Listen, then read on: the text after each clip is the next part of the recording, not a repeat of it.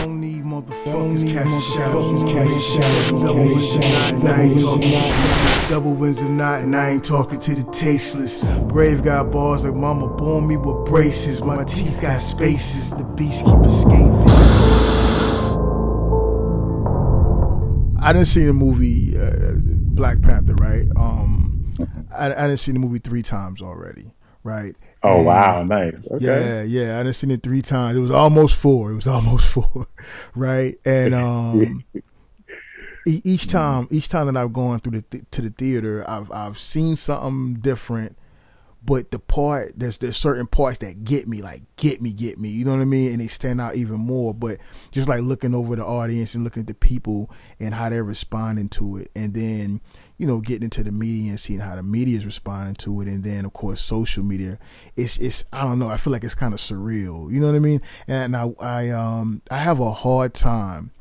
Now, I don't mean that I can't perceive of like the behavior that's like just so rampant out there right now concerning it, right? I have a hard time putting myself in the same mindset, because when we watch these movies, when we watch Iron Man and Batman and Spider-Man, and even going back in the day to Superman, Christopher Reeve Superman, and all of these things, like as young black men, I ain't never had a problem tying my towel around my neck and being Superman. I never had a problem with it. Yeah, you know what I'm saying? I never had a problem identifying with it, nor at any point when any of those movies top the box office in the way they did, or opened up to so much hype, I included myself in the group that was hyped for it. So you know what I mean? Right, exactly. Yeah. So when I'm looking at these cats and they're like, they're making it their mission to dispel the hype.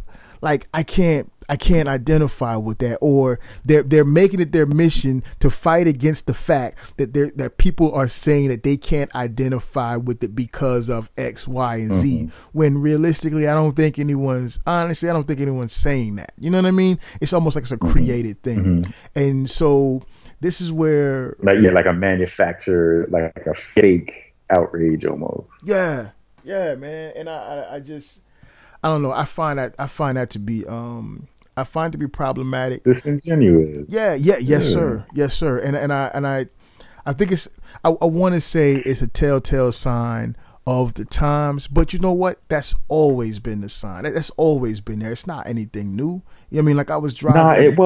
Go ahead. No, bro, go ahead. No. You finish. No, you finish. So, I want to hear what you. Go ahead. I'm driving into to school today, and I'm listening. I'm checking out all my little different media outlets and shit, and I'm checking and I'm listening. And there's this bit where these cats are talking about it, and they're talking about the story, and they're talking about why it's overhyped and it's not meeting the hype and all of these different things. And I'm sitting back and I'm driving. I'm like, why is it gotta be? I mean, for a second, and this happens to me with politics, and this is a political matter, right? But for a second, I lost myself to it because I got upset, bro. And it's like I flash back to like different times, like throughout my life as a young man, right, where we know these different things, where like in high school, middle school, or wherever, like, and this is not made up things, right? This is like high school, middle school, wherever there was a locker. How about that? You know what I mean? And there's a group of us standing by the locker, and then there's a teacher. You laughing because you already know, right? There's I know where you're going. I know exactly where you're going with this. Yeah, there's a group of us standing by the lockers, and then there's a teacher, staff, a faculty member or something that comes up and says, "Hey, y'all can't stand right there." You know what I mean? Like, why? But then you look right across the way, and there's another group of kids, another group of teenagers or whatever, who's doing the same thing, and that's not a problem. You know what I mean? Like there's a legit time when I was going to Garrett Middle School. Shout out to Garrett. I was going to Garrett Middle School in Powder Springs, Georgia, right? I had just transferred there from Nash Middle School, right? And yeah, I was low key a young revolutionary. So me too. So I'm in the where I'm going at the time. They're not used to they're not used to inner city kids, right? And I was definitely of an inner city kid breed, right? So I'm there there, and I had crazy problems at that school, right?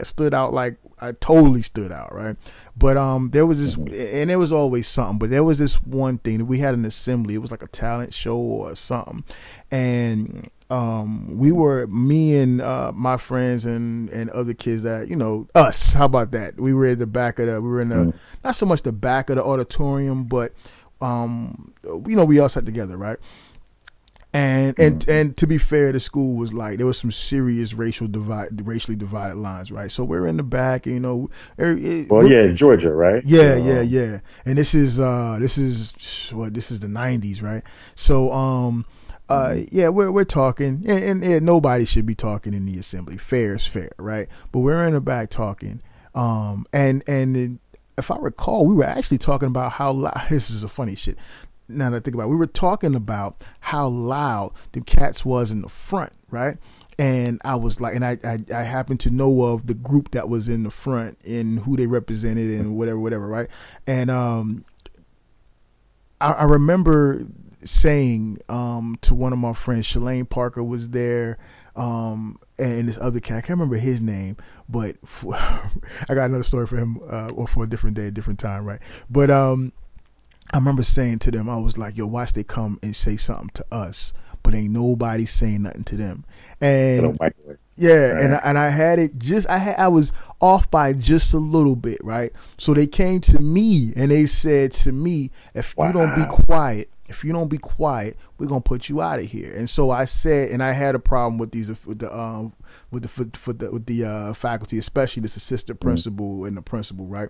Because there was some things that didn't happen before that. And I was like, listen, you're not going to come over here, and my mother, I could bring my mother on and she would co-sign all of this. I was like, you're not going to come over here and tell me to be quiet and on the hold down my noise when those guys in the front, I said, as a matter of fact, I said, those white people in the front are making all of this noise, disrupting, they're making fun of everybody that's performing. Because we had some friends that was on doing a little dance routine, and they totally heckled them the whole time, right? I was like, I'm not going to be quiet. I'm not going to sit down and shut up. And I said something to the extent of you're not going to call, you're not going to something me boy or something like that, right? And so they put me out. So the dude told me, he was like, you either sit down and be quiet or you can get out. And I was like, I ain't going nowhere. And they put me out. So they sent me to the fuck that, I ain't going nowhere. Yeah, so they sent me, I was channeling my inner Tupac at the time, right? So they sent me to the music room. The music room was the flow, well, I guess was where I was supposed to be at for the duration of the rest of the show, right? And I was sitting there, and I remember going in there, and the music teacher was like, what have you done now, Mr. Salters? I remember that, right? Oh, shit. And now. Yeah, but the funny shit, but the funny shit is, and this shit made me feel like, I remember that time, because I mean, during that time frame, I was like rapping. You know, I had a voice at that time. You know what I mean? I was like, most kids don't have a voice at the time, but I had a voice at that time. I had a little group called Ups and Downs. We were performing all over Atlanta, so I felt some kind of way. This is during the crisscross and the ABC time frame where you know what I'm saying, where Atlanta was just getting it, huh? I knew them bars that you had spit the other day weren't like brand new, like those were seasoned bars. I've got some time in grade, so you know I'm sure you would have said I've heard you spit. We've got time in grade on this thing, right? This is not new for us, right? So I'm sitting in there, and I was like pissed off, and I was plotting my next move, right? It was my retaliation, right? And then oh shit. And then two more of my homeboys came in, and they laughed, and they sat down, and we was laughing. I was like, oh, they got y'all too? They was like, yeah, we won't let them do you like that, right? And then a couple of chicks who came in was on our same row. They came in, and eventually our whole little crew, which is about the total of 2 rows, were in there, right? But by the time the last bit of our crew came in from the last row, and I'm sitting here and I'm talking to the music teacher, and I'm saying, man, you see this makes no sense. I had already told the teacher about the story about the cats in the front, right? And then one of my friends, he was like, yeah, but watch this though. At the time, I used to go by CQ or Chill or Chili Quest, right? So they was like, they was like, watch this, Chill. Yeah, they was like, watch this, Chill, watch this, Chill. And so backstory, Chili Quest was a bite, right? Because Chill was, I like to do in the house party joint, because I couldn't be Kid, obviously, right? I couldn't bite that, right? But I like the chill dude because he had punked down Martin Lawrence, you know what I'm saying? And then Tribe Called Quest, which it was actually Fife was my favorite member of Tribe Called Quest. So I put them two names together and made my Chili Quest, my CQ, right?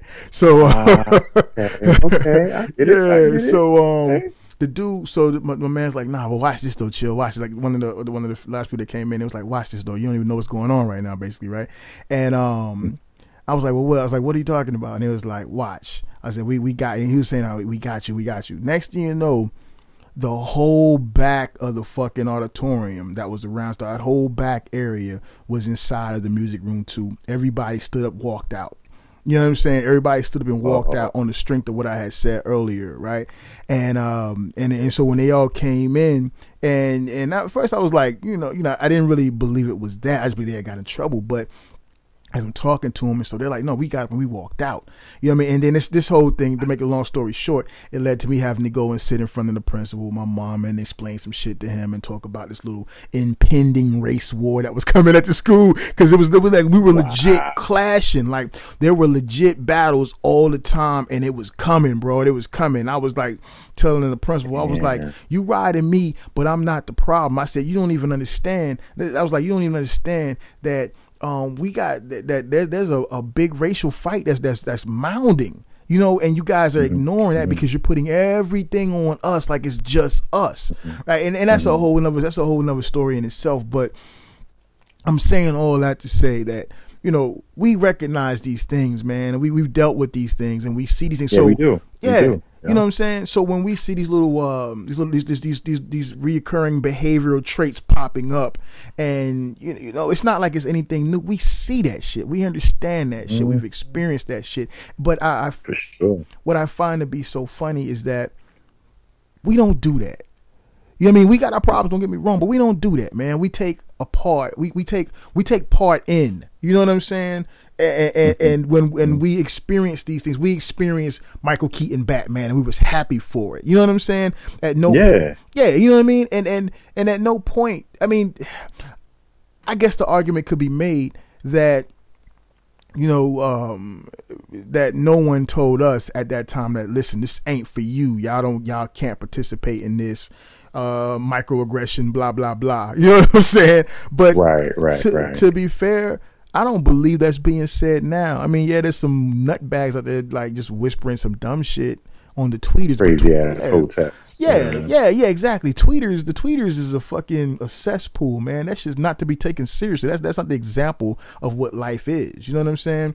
So those fools who are saying those things don't count. And if that's the basis of these people's argument as to why they have aggression towards the success of this movie, or our joy and our sense of empowerment from the success of the movie, that's a sad foundation for an argument, bro. It is. See, and the thing is, like, it's you got to look at like the times that we're in right now, like. You know, like, yeah, it's been, you know, racism has been going on for a long time, like before any of us have been born and all of this kind of stuff. But you got to look at who's in office right now, you know what I'm saying? And the level of empowerment he brings to those type of people, you know, like I as much as I despise Hillary Clinton, I'm pretty sure if she was in office, you wouldn't have, you know, this level of, you know, empowerment and emboldened, you know, kind of nature with these white supremacists. Like that's the only thing I'm thankful to Donald Trump for, bro. Yeah, they don't even care. No, they don't, bro. Yeah, I was gonna say they don't care. They are flat out open with it. Like they just, you know what I mean? Because they got a commander in chief that tells them that, you know, they're good people. You know what I'm saying? So like that's what it is.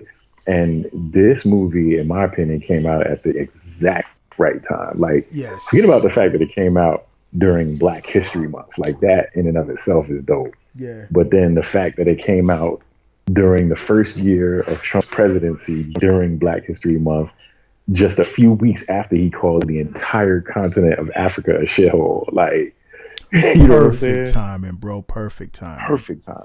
And Perfect time. now, I had a conversation. Real quick. Let me do this. So, welcome. Wait, are you recording all of this? You're recording this, right? Always, yeah, definitely. Did you not want me to record it? Oh, hell no. Yeah, go ahead, Don't you man, get soft on me. Don't you get soft on me. Man, listen, you already know. Welcome to all that's partaking. This is the Nerd Life on Fire podcast episode, possibly one. I know we've been working on one for forever, and if you're getting this episode first, then congratulations, episode 1. If you're getting this episode not first, or you're listening to this out of sequence, whatever the sequence is, then you understand what I'm saying when I say possibly one. But I think this is going to be the one, right? I think this is going to be it. So joining me today on the cast for this very special event, because it's a very special event, is my man, my homie from Toy Detox, a detox savage for all y'all who don't follow Toy Detox, and I'm pretty sure all of y'all follow Toy Detox. This is the man that made the website. This is the man that keeps our interwebs going. This is the man that hacks into China when China's hacking into us. No doubt. And this is also my co-host on the still sitting in the station 8 weeks season 2 podcast. But Afotey, what's up, man? What's the good word, bro? What's going on, big brother? I'm chilling, man. Chilling. Glad to be on this potentially inaugural episode of Nerd Life on Fire. Looking forward to building on many more of these episodes. Me too, sir. Me too. Get it popping. I really appreciate you coming on, man. So we're talking. You already know. For those of you who haven't put the pieces together yet, we're talking about the Black Panther movie, but not just the Black Panther movie. We're talking about the response and also just the things that it means, right? And I would say that to touch on your point, you were saying like the timing, man. And I just wanted you to finish that thought, bro, because you are so right, man. Yeah, I mean, think about like it came out.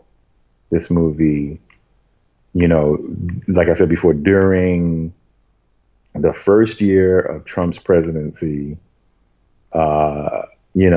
just a few weeks after he called the entire continent of Africa a shithole. You know what I mean? So, the timing couldn't have been better for this absolutely stellar movie. And the fact that it came out during Black History Month too, like that was a win as well. You know what I mean? Yeah.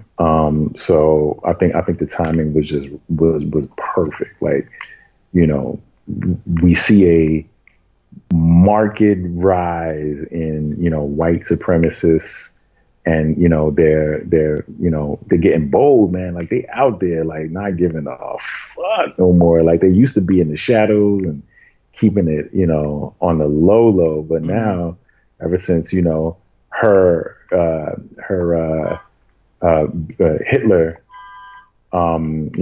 President,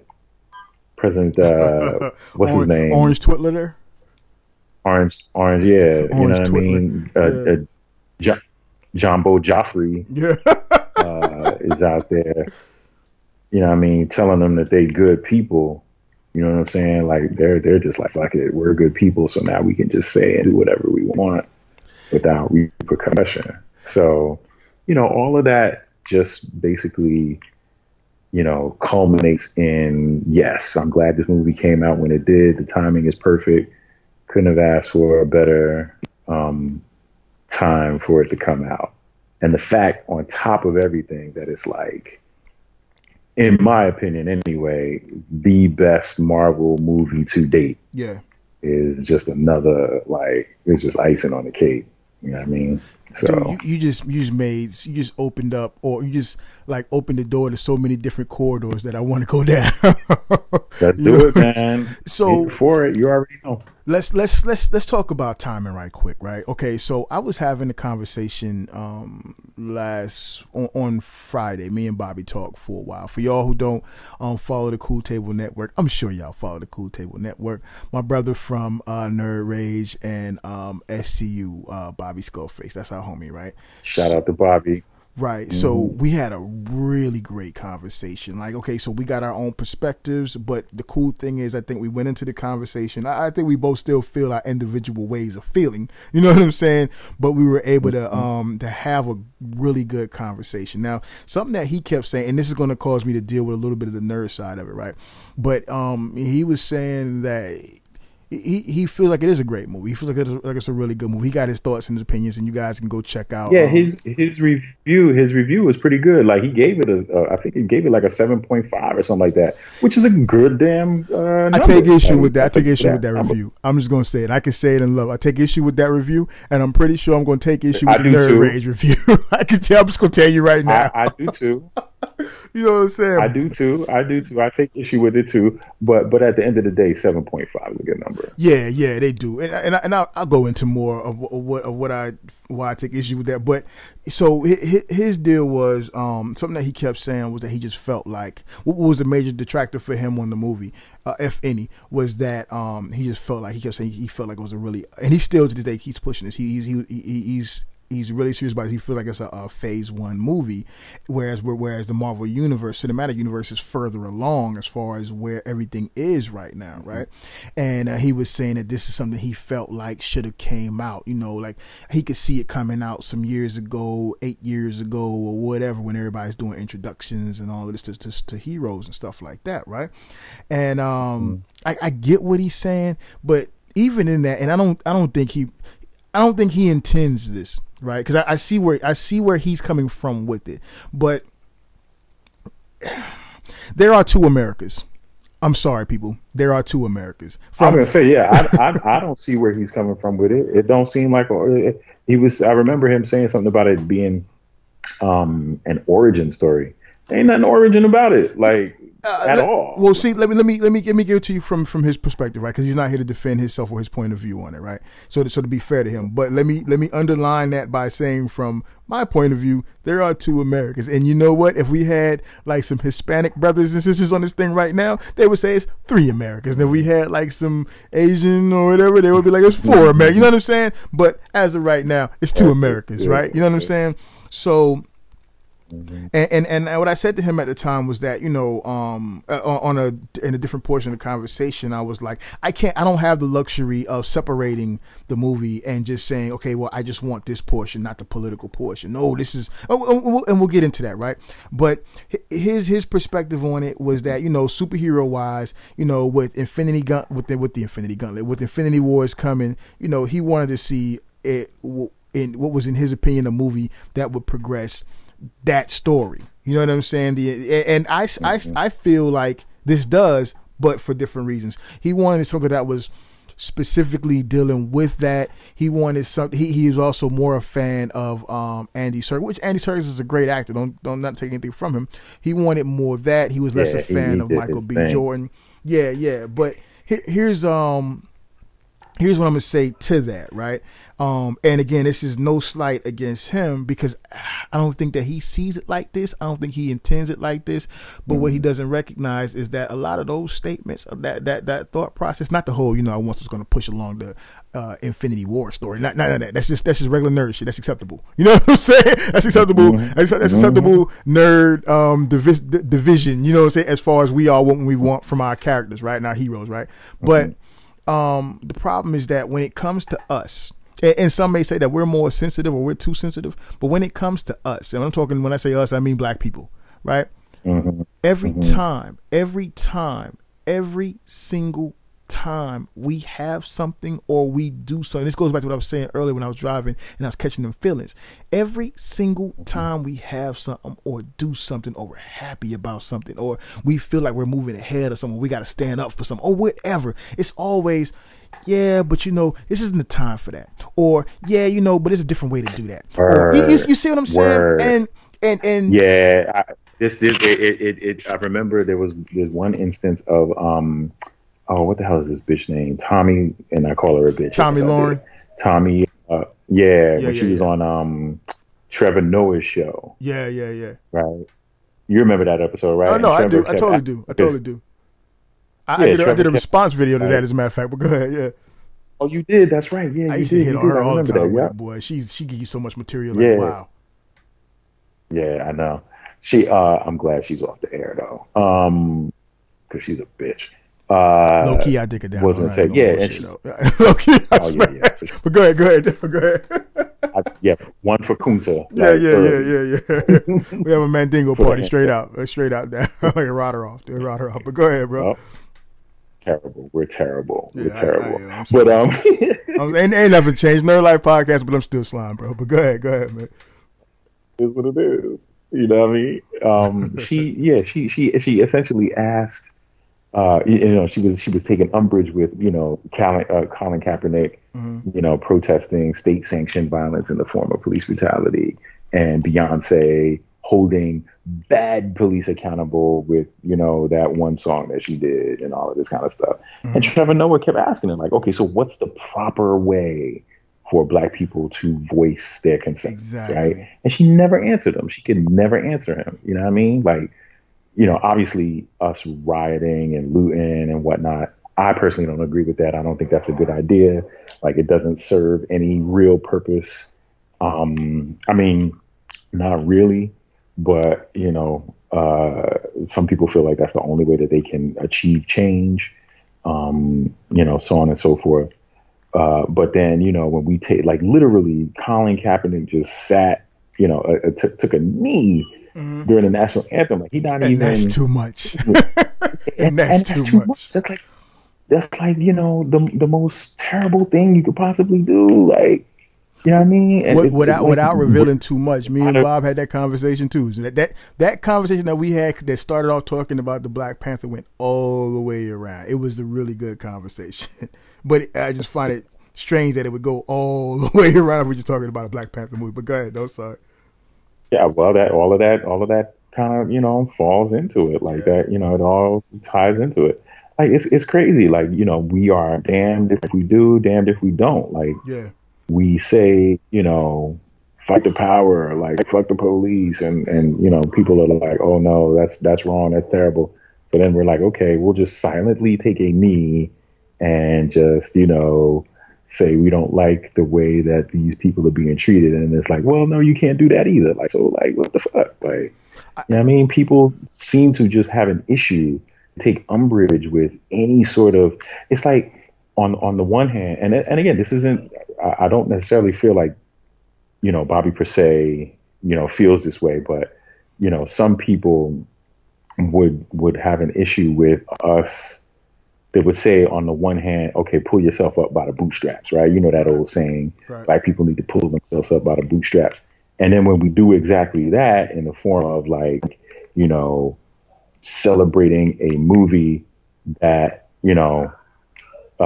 speaks to Blackness and all things Black, Right. it's like, oh no, that's racist. Like, you Yeah, racist. yeah, Why yeah, would you yeah, do yeah. that? Yeah, You know what I mean? it's the Hell. reverse racism, yo. So, like, I called in. We got, you know me, how I am with these politics and these damn conservative talk shows and shit, right? So I called in to a show we have here in Georgia. The guy's not as bad, but this is during that whole Colin Kaepernick deal, and they were having a discussion of, well, this isn't the best time. What we're speaking on right now, and the question that, or what he proposed to his audience was, okay, so what would be the better way? Because I don't feel like this. I understand why he's doing it. I understand the point they're trying to make, but I just feel like there's a better way to do it, right? And so, people are calling in with their bullshit and saying, something troops and something troops and something troops and all of this shit, right? So I called in and yeah. So I called and I say, I'm Black, I'm prior military, you know what I'm saying, and blah blah blah blah, and I said a lot of other shit too. But I was like, my ending point is, and this is where he hung up the phone on me and took the call over, right? He was like, I was like, and so I said, I know the other way that America wants us to protest, because I understand what they mean by, this is not the way, blah blah blah, and so the guy, well, what do you get into? What do you mean? I said, the way that America wants us to protest is to shut up and be quiet and not do anything. Mm-hmm. That's what and so when you see that Colin Kaepernick can't get on the team and blah blah blah and all this kind of stuff, and I said this to him, and this is when they got upset for whatever reason. I said, this is the NFL owners telling him to shut up, sit down, be quiet, boy. That's what it is. Be happy you got $1 million, Negro. Yeah. Like, they don't want you to when you're telling us, when you're telling people, you're telling anyone, like, oh, this is not the way to do it. Oh, wait, this is not the way to do it. Oh, not right now. Oh, not right. Well, when the fuck is the time then? We do this to our kids, bro. We do that to our kids. Right. You know what I'm saying? When the kids, when your kids want you to take them outside, you say you'll take them outside or to the park, whatever, and you don't feel like it because not right now. Yeah, what you really mean is go sit your ass down somewhere because I don't feel like dealing with this. And that's what they're doing to us when they say that shit. And I just, that shit gets under my skin. And as you were saying, like, I don't think that Bobby intends it in that way. He just doesn't realize. I don't think so at all. Yeah, he just doesn't realize by parroting those things, because what it really comes down to, right? You're regurgitating something. Like, this is not an original thought. Not saying that he doesn't have original thoughts. I'm saying that is not an original thought, telling us that this is not the way or not right now or whatever the case is, because that's been done to us throughout history. You know what I'm saying? So when you say that to us, we pick up on something that you aren't picking up on. You're not akin to. You're not even thinking about. You have no. You don't even realize you're referencing it because it's not. You don't mean it. You know what I mean? You don't mean that. But guess what? That's what's been being done this whole fucking time. And I go on that for hours, bro. Like, it's just I can go on that for hours, bro. It's a hard thing because like you said, I mean. They say, the conservative argument is, pick yourself by the bootstrap, as you said, but, that's the bootstrap and we're picking it up. And now you want us to put it back down. You don't want us to pick it up by that bootstrap. So my question to you is, what are they afraid of? Because I think it's based in a little bit of fear and a little bit of embarrassment. If I can, I'm not saying Bobby. I'm just saying that argument. Not him. Not him. I'm not picking on Bobby. I'm not picking on Bobby. We're talking. We just because you had a conversation with him about it, so that's why his name comes up. Like, definitely not that dude for sure. But I think it's because I had this conversation with somebody the other day about this kind of, and I think the sentiment is that, like, a lot of them are afraid that.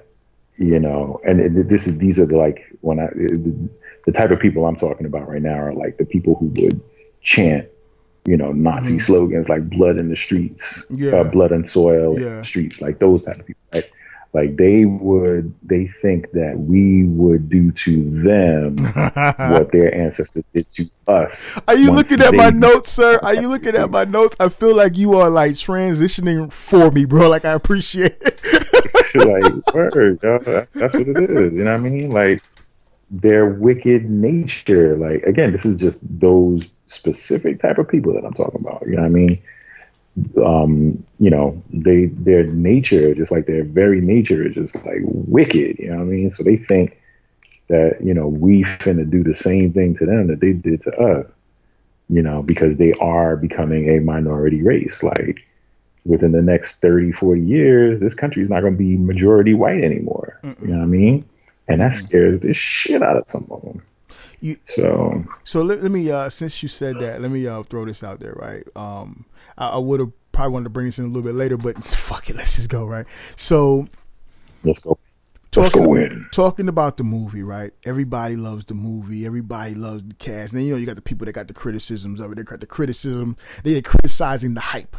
Is what they're called. They're not criticizing the movie because the movie's good. Because, they can't really find anything bad about it. But some CG. There's some spotty CG shit, to be fair, right? But yeah, definitely, right? But they're criticizing the hype, right?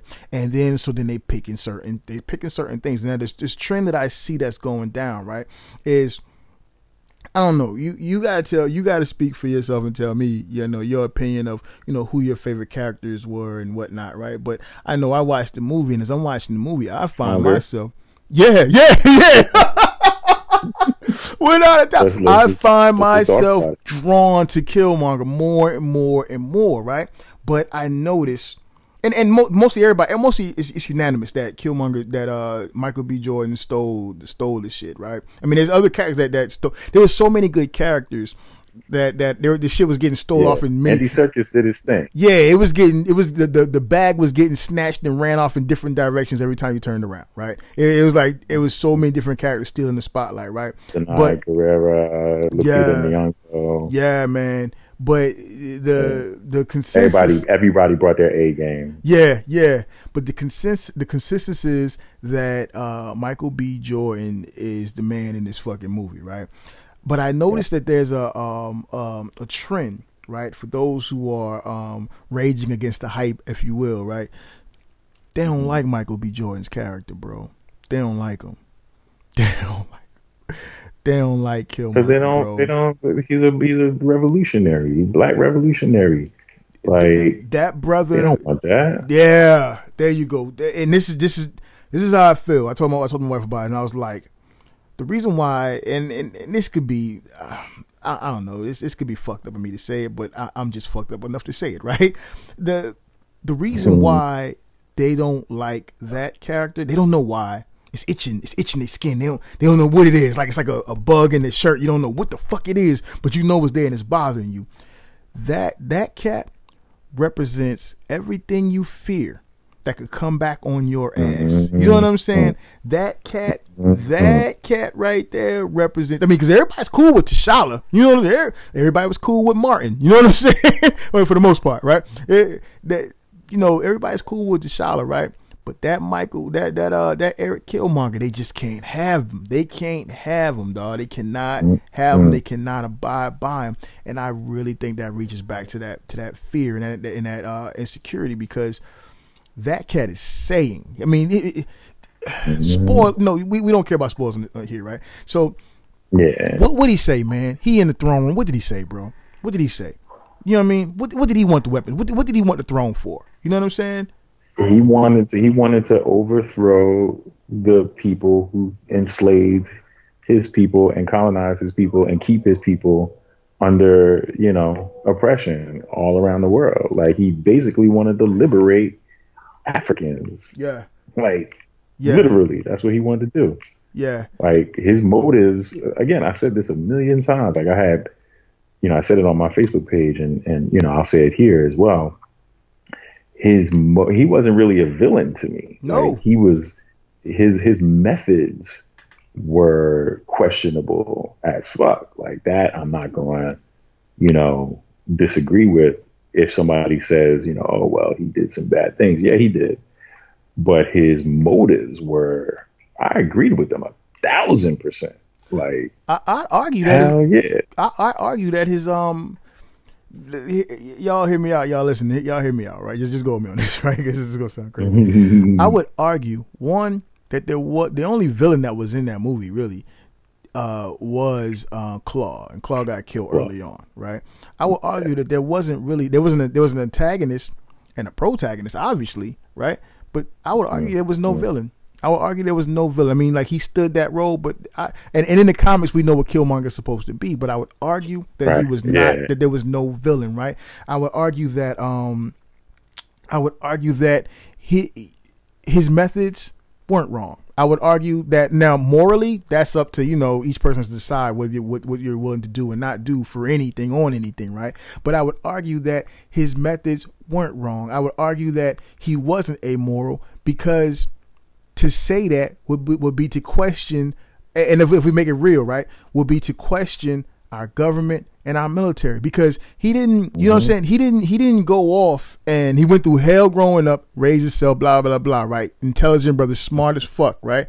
But MIT, graduated top of his class, CIA, you know, like graduated top of the military, like, you know what I mean? He wasn't. Cat went to MIT. Cat went to MIT. Then went into the military, then went special forces, right? And then went joint special. Yeah, then went joint special forces. That's joint special. That's crazy, right? Now, yeah, so this is all government sanctioned.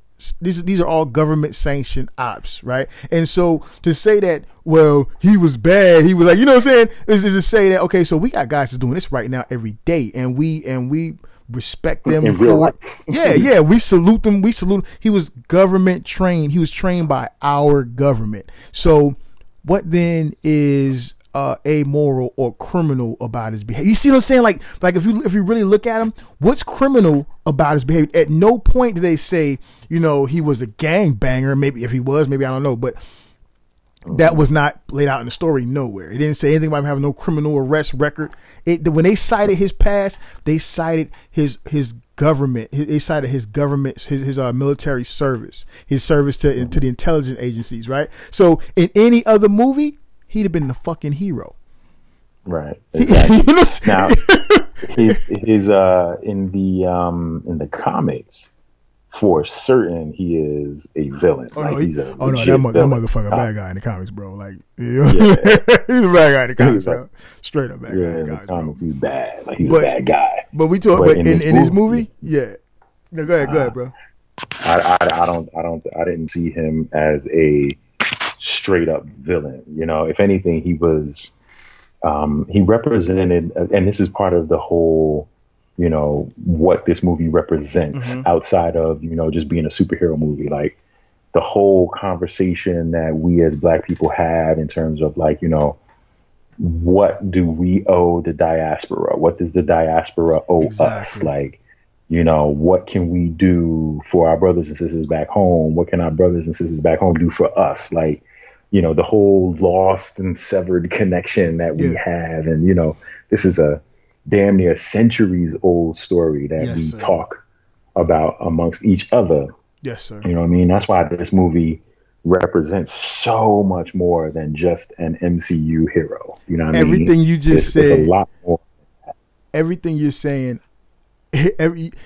you basically could basically be me in the conversation, in our phone conversation. You know what I'm saying? And when I'm sitting, let me ask you this question: how did you, when you were sitting in the theater and you realized, at what point did you realize that that's what it was? Because that's what it is. Make no mistake, for anybody, any and everyone listening, for those who are in the know, you already know. For those who are not in the know, you now know. Make no mistake. There's no ifs, ands, buts about it. This ain't about no motherfucking Infinity War. Infinity War is second. This ain't about no motherfucking Marvel. Marvel is second. This ain't even about no motherfucking superhero. You know what I'm saying? All of that shit is second, bro. All that shit is second. So my question to you is, let me finish my point. So for everyone who's not in the know, you are now in the know. That's what the movie is about. If you still don't understand, continue to listen. We're gonna lay it out for you in depth, right? So what I want to ask you is, like, at what point when you're sitting in the theater, like, did that dawn on you? Because I remember when it hit me. Like, how did you feel? And was there a particular point when you realized, like, oh shit, this is about,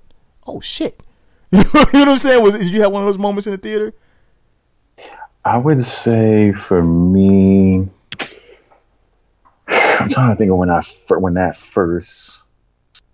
You know what? To be honest with you, I would say probably the part when it really hit home for me was when Killmonger walked into the throne room. Yeah. When he was brought into the throne room. Yeah, man. I mean, mainly because he pretty much said as much, you know what I mean? Like, and the whole hi auntie thing, that was pretty funny as shit. Like, that was funny as hell. Yeah. Like, hi auntie. Yeah. But, you know, that part for me was when I was like, okay, this movie is a lot deeper than, you know, just a surface kind of MCU film.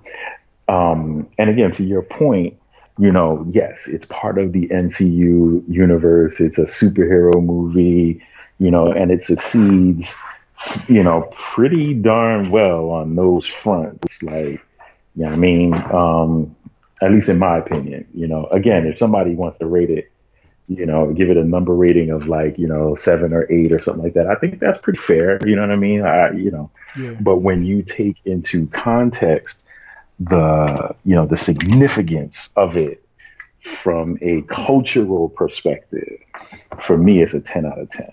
Yeah. Yeah. You know what I mean? Just that whole, like, what it represents, in terms of the conversation, in terms of the unprecedented kind of positive representation of, Africans in media, you know what I mean? Like, all of that there, is part of the big picture. It was like I was saying in the one chat that we had in the Toy Detox chat, I brought up Schindler's List, right? Like, Schindler's List is a movie that, basically, portrayed although this guy I think was a real life hero. Nonetheless, he was a hero. He didn't wear a cape or a costume or had any crazy technology, but he was a hero. To some people, he might have been a superhero. You know what I mean? If you were of Jewish descent, you might have taken more from that film than somebody like me would have who isn't of Jewish descent. Yeah. You know what I mean? Because of the significance that it represents in terms of, the conversations you might have amongst your people in terms of, historical significance and things like this. So, it's the same with this Black Panther movie. You know what I mean? Like, a lot of people who aren't Black who are reviewing the movie, I shouldn't say a lot of people. There are some people who aren't Black who are reviewing this movie, aren't even touching on that part of it. They don't know. And they don't see it. And that's fine. That's okay. There's nothing wrong with that. Yeah. Like, it's just not part of your makeup. It's not part of your, for lack of a better term, it's not part of your DNA. You know what I mean? Like, literally, figuratively, yeah.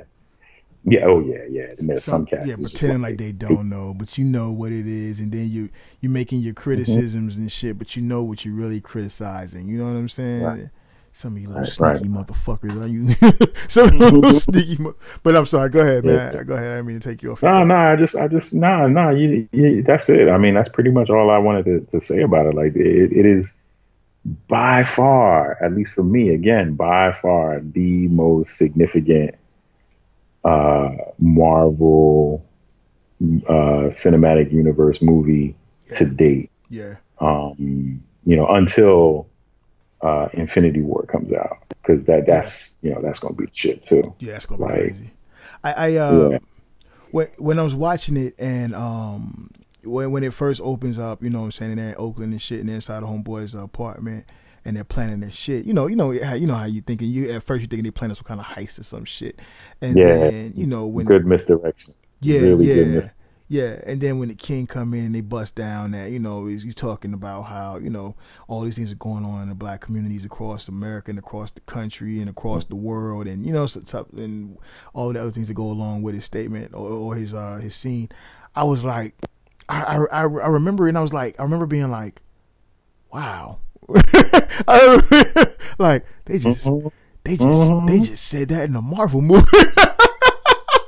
Yeah. That's the whole thing. That's the whole point. Like, for them to put that in an MCU film, like, yeah, you know what I mean? And I was like, wait a minute. And for a minute, I was like, this that might not be a good idea, because they might stop this motherfucker. And then I was like, but I'm pretty sure it's going to be the end of that. They're not going to go any further than that. I'm pretty sure that, he's making that point, because it's a given point. Yeah, and this is what I'm telling myself, right? I'm like, but I was wild by the fact that the dude said that in a Marvel movie, right? And then of course, he killed him, and I was like, yeah, that makes sense. You know what I'm saying?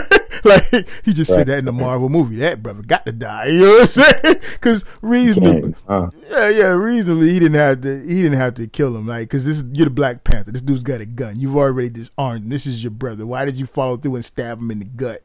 You know what I'm saying? Like that was BS. Like that. I mean, I understand for the story, I understand why, but that really wasn't necessary for him to kill him, right? I mean, just the series of moves didn't make any sense. You'd already disarmed him. It's not like he's it's not like he going full kung fu combative mode on you. He done pulled the gun. You done took it, right? But that aside, they killed the brother. You know what I'm saying? Or the brother killed the brother, right? The brother killed his brother, right? So, but I thought Literally. that was, yeah. But I thought that was going to be the end of that. Like, I didn't think that as far as going, I mean, I knew that it would have some political things there. I expect that. It's the first, like, black, all black on black, power like black, super black. Yeah, like, so I expect us to get some nighttime on this, right? But I didn't know they was going full eclipse, bro. Like, you know what I'm saying? Yeah, they went full eclipse. Like, as soon as I heard, to be honest with you, as soon as I heard Ryan Coogler was doing it, I knew it was going to be full throttle. Because I seen Fruitvale Station, and Fruitvale Station was, oh man, that was such a good movie, and it was so like on the nose in terms of like speaking to, you know, a lot of the issues that we face in terms of like, you know, state sanctioned violence and stuff like that. But I didn't think they would do that in the Marvel movie. Not as far as he went. Like I figured they had him in there. They wanted to be legitimate. They wanted to be authentic. So I feel, okay, yeah, Ryan Coogler, that brother, that's an authentic brother right there, bro. Like he ain't even learned that, you know, you got to change the way you talk in Hollywood. You know what I'm saying? He's still talking he's still, off the block. No type of proper English at all. He's still on the block, like straight up and down. He can interview talking like I'm talking right now. You feel me? Like, this guy, I mean, he's intelligent, he's intellectual, but that brother's speaking like as if he's like right off the block, like he could go kick it with the homies right now. You know what I'm saying? Like right now. But that's never been a film. But that aside, when you like you said, when he can't, because you know things was going on. I see Killmonger's going for the throne. I know he's going for it. I know he wants what he wants. That makes sense to me, right? But dude, and even when Get Out, homeboy from Get Out was like, you know, they had that conversation over the body when they was feeding the fake looking rhino and stuff. You know, that rhino was crazy, right? But I saw him touch on it there, and I was like, oh, you know, I was like, I was like, wow, these guys are really like skating on that thin ice, bro. And then when homeboy kicked in that, when he came into the throne room and he went all out, I was like, oh, we've obliterated the thin ice, and we are now deep in the water. And I was like amazed, shocked, and excited all at the same time, because I don't think that conversation, I can't think of a movie on this level or a movie near this level where that conversation has been had. Because you know that's a like that's a like you said, that's an age old conversation right there within the community. That's inside baseball right there. You know what I mean? Like word. I don't even know that I know about a movie that's large scale, or you know, other than like some like, you know, some cult favorites within the community. I don't know of any movies that's really dealt. And even fuck that. Even going to like, you know, our Spike Lee joints and all that, I can't think of a movie that touched on that specific conversation. You know what I'm saying? So right. I don't know. Do the right thing kind of touched on it a little bit with like the colorism and stuff like that. I mean, I Do the Right Thing. School Days. Yeah, with different light skin, bruh, dark skin, bruh, and all that. But I mean, it's been a long time since I've seen School Days, right? With Tashina. Oh, no pun intended. What's her name? Yeah. Hey, if you guys ain't seen School Days, man, go see School Days. That's a class. You can find it on anything other than VHS, right? Go see that shit, right? But or go get it and check it out. But I'm pretty sure you can find it with digital play. But no, I just. Because even with them, they were talking about, like, in School Days, they were talking about, you know, the different, like, you know, that internal racism we got with the light skin, the dark skin, and, you know, who's true black and who's closer to, you know what I'm saying, who's passable. Like, if we can just be real, like, who's closer to field nigga to house nigga type shit, you know what I mean? Who can get that? But I don't recall, and correct me if I'm wrong, because, again, it's been a long since I've seen it. but I don't recall them delving into the whole conversation of, you know, or did they? Because I remember they did have the light skinned blacks who was like, you know, we ain't African. Didn't they have? There was like, we not African Americans, we black, or whatever the case. They didn't want to be called African Americans because of whatever. But I thought that I attributed that to more a thing of, you know, because you light, you know, you can pass, you can blend in, versus what I know the conversation to be more about, you know, being black in America and really having to make a decision of, you know, do I want to be referred to as an African American when, one, I ain't never been to Africa, for the African Americans who ain't never been to Africa, you know what I'm talking about, and then the whole argument of, because in most cases, and we got many different blacks here. We got many different blacks from all walks of life, different cultures, all across the world, right?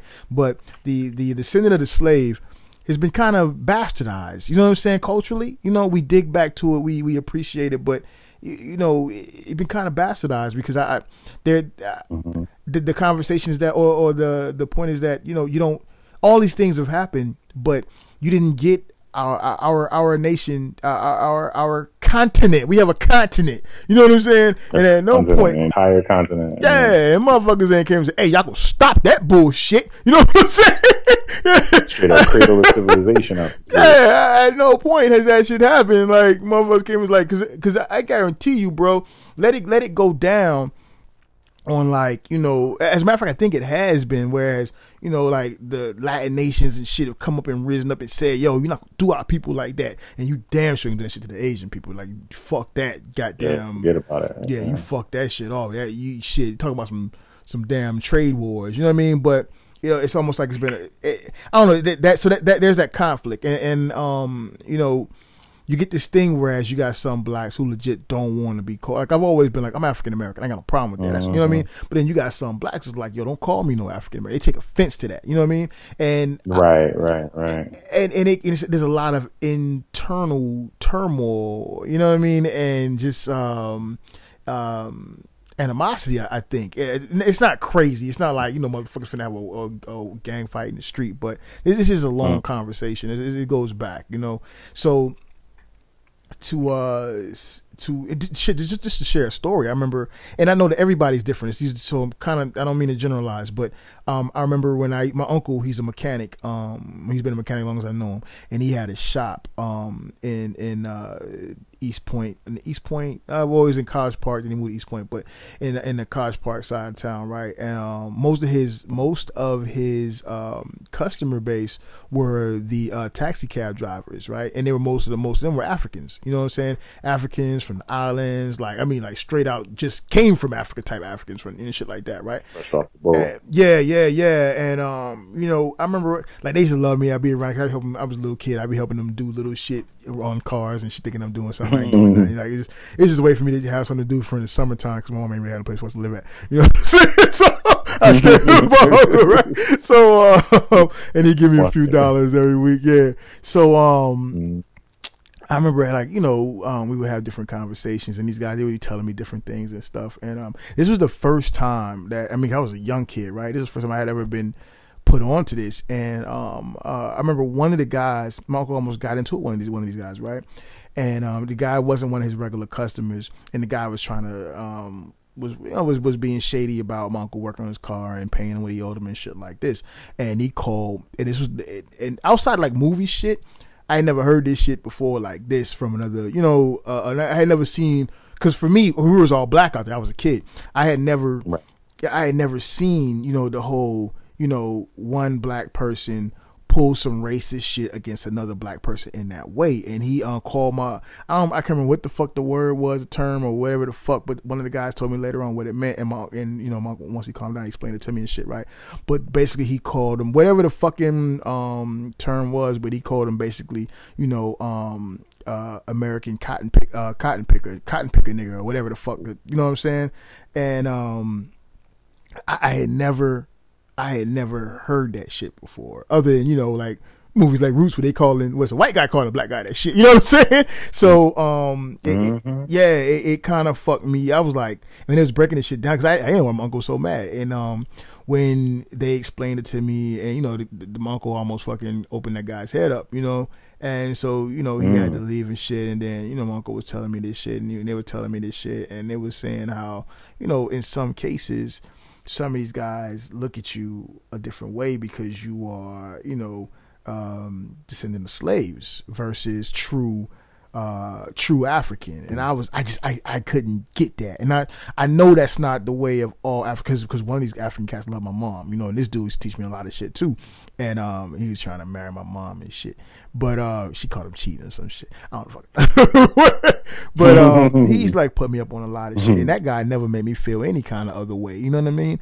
As a matter of fact, I learned a lot about our history from that cat, man. So I'm just telling that long ass story to say that that was my first experience with something like that. You know what I mean? I don't know if you ever had any stories, because you got an even better way of looking at it, because you know you got some overseas blood pop, right? So you know, but yeah, like I'm the first one in my family born in America. Like right, everybody else in my family was fresh off the boat, except for my cousins, obviously. You know what I mean? But because I'm pretty much the oldest out of my cousins, for the most part anyway.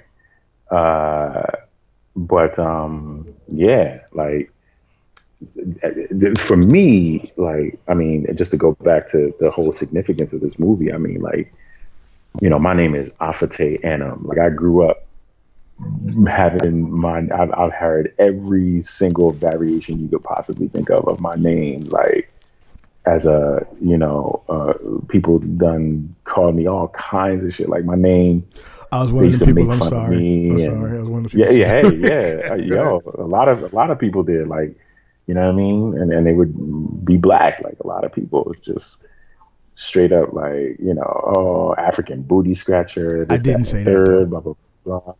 I was just mispronouncing the name, but go ahead.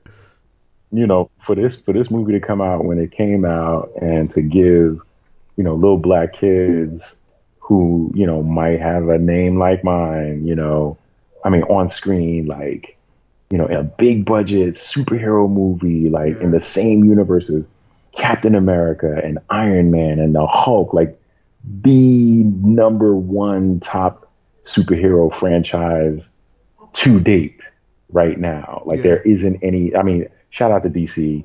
I love the DC movies.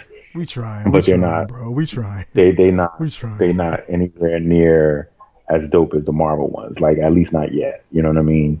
So, you know, for a movie of this caliber to have names like T'Challa and, you know, be cool, like, that's on, like, that's what's up. Like, like, that is just amazing to me. And, you know, it just goes back to the significance of this film, you know, and how much it represents to people. Like my son, I took Mason and Zoe, my 2 middle kids. My teenage daughter, she was with her mom, so she, you know, her mom took her to see it, and the baby was just too young to go. Yeah. I mean, she could have came, but it would have just flew right over her head for the most part. So, you know, they both are like my son, Spider-Man and Batman were his 2 favorite superheroes. Like, you know, he all, like, his bed, he has a Superman pillow, a Spider-Man pillow, a Batman pillow. Like, he plays, you know, Batman games all the time. Like, he loves Batman, Spider-Man pajamas, all that kind of stuff. All he wants now is Black Panther shit. Like, that's all he wants. That's good shit. You know what I'm saying? He wants. That's good shit. You know, you see what I'm saying? Like, the representation matters. Like, my kids are walking around the house like, Wakanda forever. Like, you know, making a cross on their chest, and, you know, bringing the arms down with force. Like, you know, they I watch them play with each other like that. Like, they recreate scenes from the film with each other. Like, you know, Zoe wants to be one of the Dora Milaje. Like, she wants to shave all her hair. Fucking real talk. I'd take a Dora Milaje movie, bro. Like, I would love one, or a series. I really want to see. I want to see Michonne, a Netflix series, rocking it. Yeah, I want to see Michonne rocking. She was raw with that joint, man. And she was good. She was very, very good. Like, shout out to Denai. She really really, yo, and then the one part in the towards the beginning when they went to the South Korean arms deal, Yeah. and she was wearing the weave, Yeah. and she was like, to take this off, blah blah blah, and just a disdain for that fake, not natural hairstyle. Yeah. Like I was like, this movie, man, is just so deep. Like there's just so much. You know what I mean? Like Cats if you're don't not even really know, conscious, man. Cats don't even know. Like, yeah, you know what I'm saying? So go ahead. No, bro. Continue, sir. Nah, that was it. I just wanted to talk about how this movie represents a very powerful thing for a lot of people of color. Like my kids, my son is all about Black Panther now. Like that's all he talks about now. Like Spider-Man, what? Superman, what? Batman, what? Like what? Like me growing up, my favorite superhero was, and to be honest with you, still is Superman. Everybody's, bro. Everybody's. There's no way around that one. Loves Kal-El. He's like my favorite. You know what I mean? And to be honest with you, if I grew up, with as much representation from, like a hero of color perspective as I did in terms of Superman, like, if there were Black Panther movies back in the day when I was little, I don't think Superman would be my favorite superhero right about now. You know what I mean? So like, let's tune into that for a second, right? Because let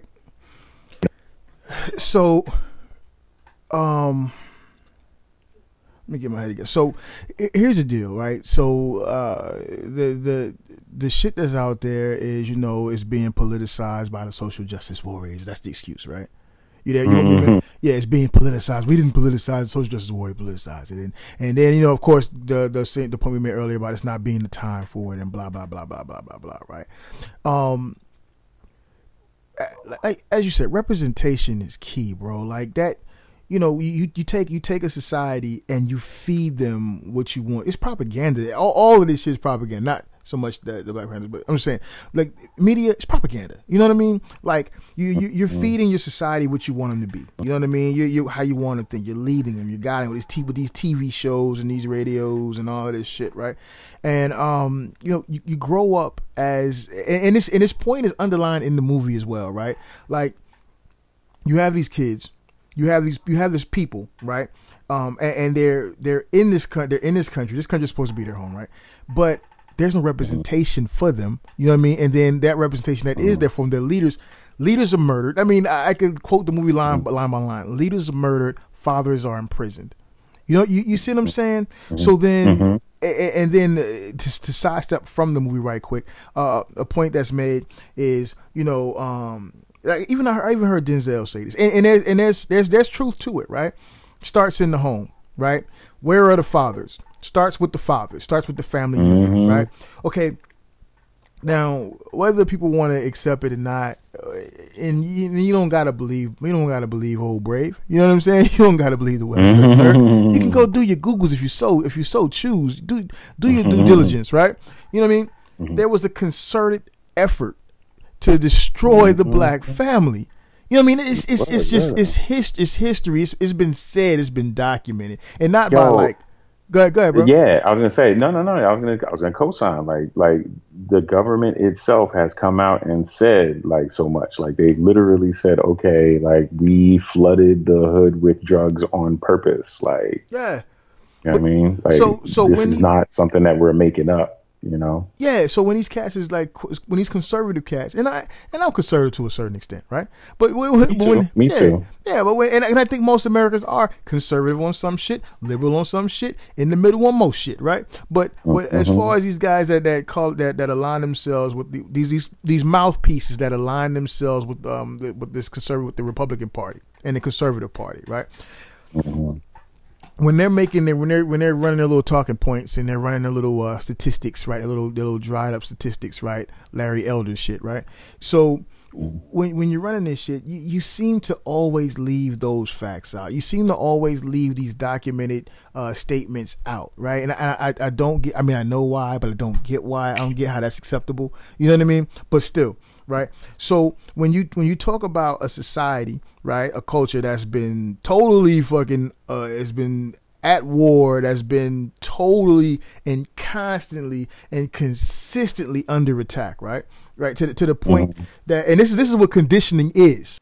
We're talking about a society that's been constantly under attack, right, and fed no representation, and willingly, we can argue willingly, accepting of it, and took part in it, right? No issue. Watching Superman, watching Batman, we're watching all of this shit, and we're accepting all of this shit. But how do you not accept the fact that this does something to the psyche of these people, right? When you're spitting your Larry Elder facts, right? Your Larry Elder. Yeah, when you're spitting your Larry Elder water-toting ass facts, right? And your Ben Shapiro statistics and shit, right? Why is it you can't give consider? I mean, and I'm asking you guys, but I'm not really waiting for the answer because I got your answer. We got your answer, right? This is just for you to consider it, right?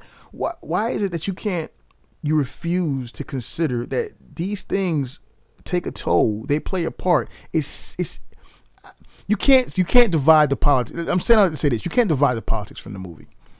You see what I'm saying? It's a part of the movie. You could, but we can't. There you go. We can't. I mean, it was made in a way that you could, right? But it underserves the movie when you do, in my opinion. And that's just my opinion. I mean, because if the movie is made to be this, right? If the movie is made to challenge you in these certain ways, right? And you have all the right to subtract these things from it. You know what I'm saying? And not deal with those things. But this is what the movie is, right? So that it generates this conversation. If you go and you watch these guys on any panel, on any interview, any of them are doing, they're literally saying this. This movie is designed to generate this conversation, right? So yeah, so you got the hype haters. I want to get into the hype haters, I guess, because I was on the track earlier, but some strange noises threw me off. I don't know. My bad. Blame Shin Mikami for making dope ass whatchamacallit, Evil Within 2 that I can't put down for some strange reason. This game is off the chain.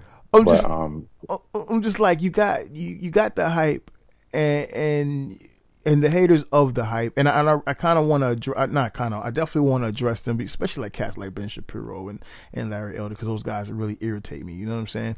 And Ben Shapiro, there are certain arguments he's made about other things that I've been like, yeah, that's acceptable. I can get with that. Yeah, and that's the danger with people like him, right? Like, he makes good fucking points sometimes, but then sometimes it's just like, wow, like, really? Like, I didn't know you were racist. Like, yeah.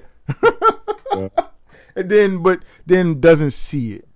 You know what I'm saying? Like, you don't realize that you're making, or I guess you will have us believe you don't realize you're making a fucking racist or bigoted ass statement, but you are, bro. You are. Yeah. Like, I was watching this his little review of the movie, and it's funny because he reviewed it. Oh yeah, he reviewed it. First of all, I'm all off the rails now. From whatever my original thought process was, that shit's gone. I don't know. I'm off the rails now. But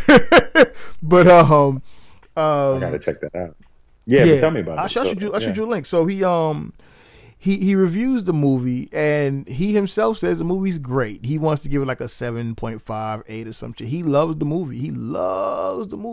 The issues he take, You can't be mad at it. No. Like, it's a good movie. Like, it's a good ass movie. Yeah. Even if you don't look at the cultural significance of it, it's still a good ass movie. So here's what they do. Because they gotta fuck away. There we go. So what they do is they can't hate the movie, so they hate the hype. You see what I'm saying? They hate the hype. Yeah. So he's making, so he goes and he says that, I didn't politicize this. The media politicized this by saying it's the greatest movie ever since and such. And this is a really big deal for black people. And this is just one of a landmark movie and a milestone movie. And he takes, and he's saying these things, and I'm sitting here and I'm like, okay, I'm hearing all of that, but I don't see what the issue is. I don't understand why you got Where's the an lie? issue. Like, where's the lie? Like, it is all of that. Like, Yeah, it's yeah, exactly all of that. yeah. It is all of that, and rightfully so. So, why then do you have an issue with it? Why do you have an issue with the idea of us being happy, excited, this representing something to us? Like, I don't get that. Like, fucking Iron Man was a big deal. Iron Man was a huge fucking deal. Remember that? You know what I mean? Huge fucking deal. Huge. Yeah. I don't remember nobody having an issue with the hype then. Fucking the first Batman. And I ain't talking Batman Begins. I'm talking Michael Keaton Batman. That shit, they had fucking behind the scenes specials. That shit was huge, right? It was amazing. It was an amazing movie. Yeah, but there was no problems with that. So this guy, and he's not the only one. I'm just picking on him, right? Because he make it easy. Why then do you have an issue with the hype on this? When you come into and let me just say this, this is going to affect a few people because I'm pretty sure a lot of people are carrying this point of view, right? When you step into it, and your problem is that not that the movie's going to be bad, but your problem is that you're afraid that people aren't going to want to criticize it or find things to criticize about it because of what it represents. I think that's an issue. You know what I'm saying? I mean, correct me if I'm wrong, or if my viewing on that is skewed in any way. No, I think that's an issue. I can see where you're coming from. Because in one breath, what you're saying, first of all, whether you realize it or not, you're kind of insinuating that the movie should be criticized, is to be criticized, or the movie that there's a larger chance that the movie is going to not be good because of these. Because you don't walk into Iron Man or motherfucking, well, we all kind of walked into that first Thor and that second Thor like that, but to be fair, but you don't walk into Iron Man and all the whatnots and say, you know what, man, my problem with this is that I just feel like because of the cultural importance or the cultural impact of seeing a new Spider-Man movie or a Venom movie, I just feel like people aren't going to criticize it fairly or find or speak negatively about it. You know what I mean? Because of that makes no sense to me. That's like stupid to me. You feel what I'm saying? Yeah, I definitely understand what you mean. It to me, I don't know, man. Like, it's like,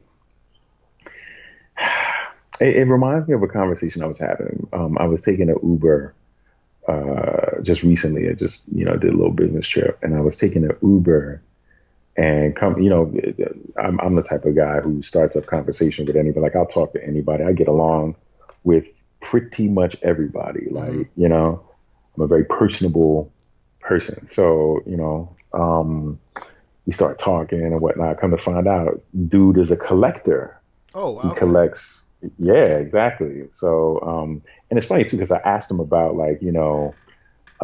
some of the realm, the Cool Table Network podcasts and stuff like that, and he wasn't really familiar with any of them. But that's neither here nor there. And he collects whatchamacallit. He collects what the hell?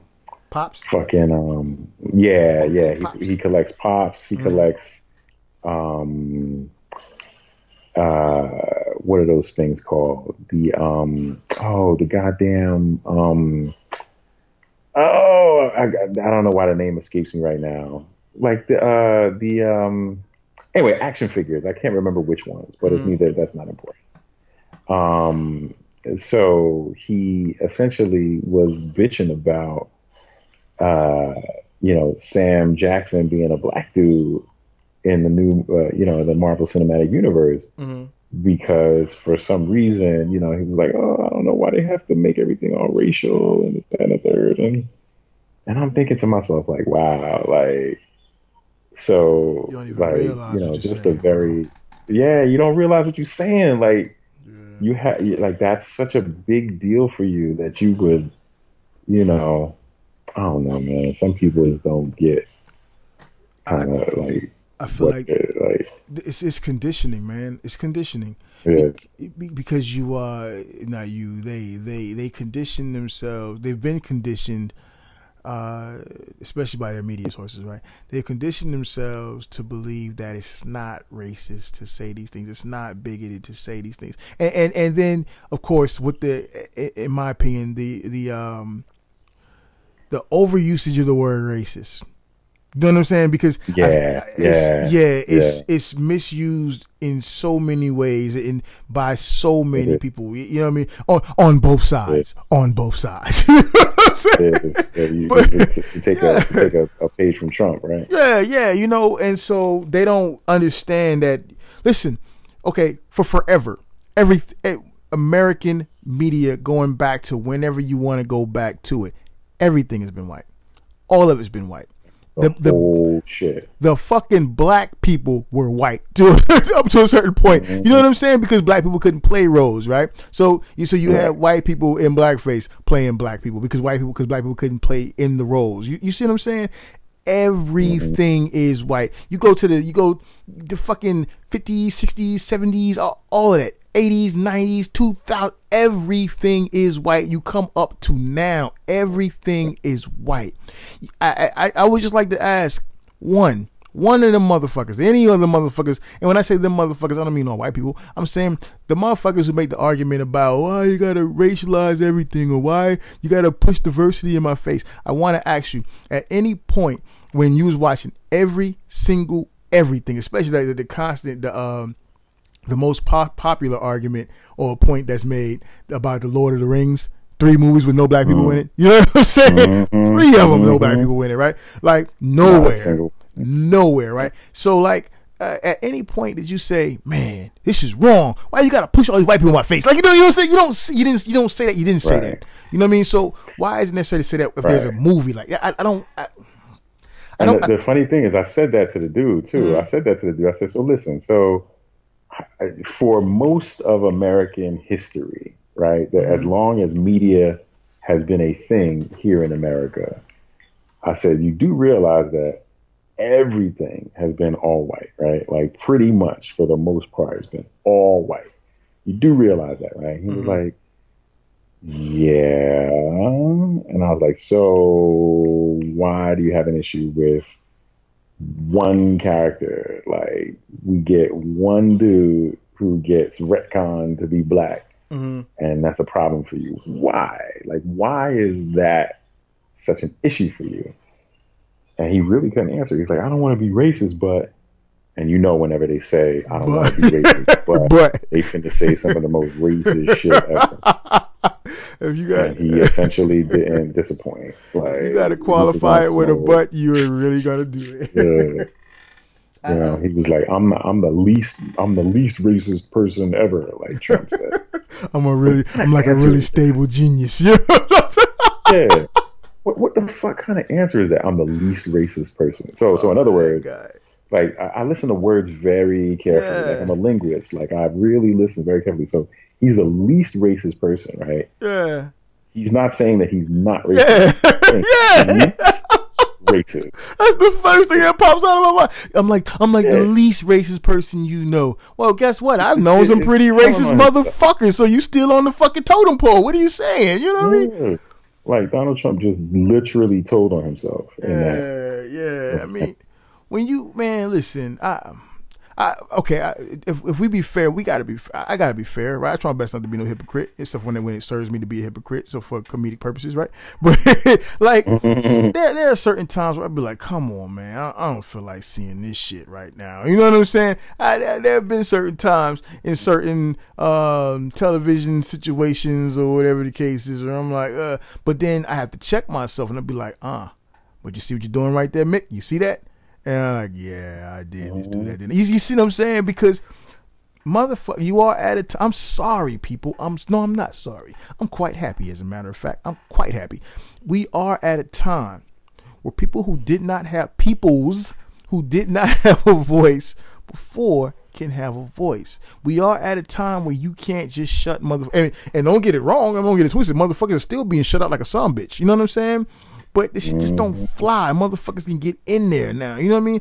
And this, to bring it back around to this movie, man, the reason why we are so excited, people, The reason why we are so excited is because we know not only what it represents, we not only do we know the conversation, not only do we see the conversation we've been having and the confirmation of it, not only do we see that the proof right before our eyes, and now we get to prove it to you that, listen, you give us an opportunity, you get the fuck out the way, give us an opportunity, and we can be great because we are great. Whereas you would prefer to tell us that, oh no, that's not going to sell. Oh no, no one's going to go see that. You know what I mean? No, we give us a chance, it'll show it. But most importantly, the reason why we're so fucking happy, so excited, besides the fact of trolling you motherfuckers, is because we know that with the success of this fucking of movies like this, situations like it's the same shit. With like to pull from homeboy, what's his fucking name? I forgot his name just that quick. To pull from Ben Shapiro, you know what I'm saying?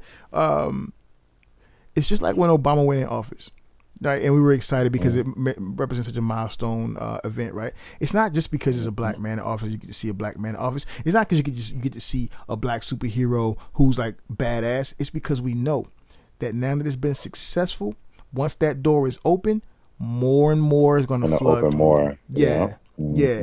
And I don't give a fuck what y'all want to say. I don't give a fuck what you want to run little Ben Shapiro statistics and shit. The game is hard.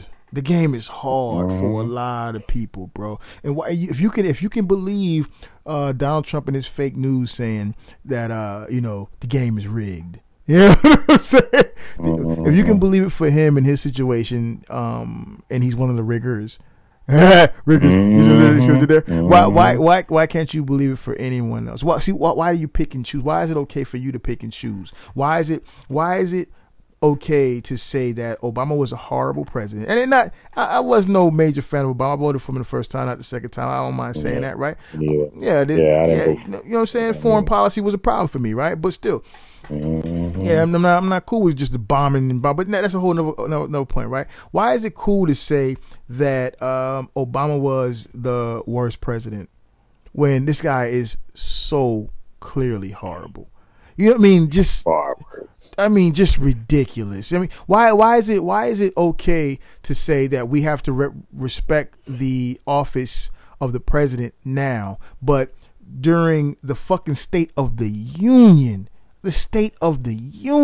you got someone calling the first black president, any fucking president, a liar during the State of the fucking Union. You have a fucking face and that shit. You see what I'm saying? You got a fucking governor that goes to the governor of Arizona or whatever the fuck she was, putting her finger in his face, in the man's face, right? But yet and still, Obama was the most divisive president. Like, yet and still, we want people who say, "Oh, Obama made racism worse." Like, oh, yeah, he did by being black. Being the first black president, he sure did. Yes, he did. Because it goes back to the original point of they don't want you to stay, want you to shut up. You know what I'm saying? So by Obama talking about things, by him having the audacity to say that, if I had a son, he would look like Trayvon Martin, right? That's him stoking the racial fires, right? But when Orange Twitler says, shithole countries or shithouse, whatever the fuck you want to say, right? Whether some of them places are bad or not, right? He's talking about a content. I mean, he shows how ignorant he is, but still, when this guy says this shit, right? And just to go off on a tangent right quick, right?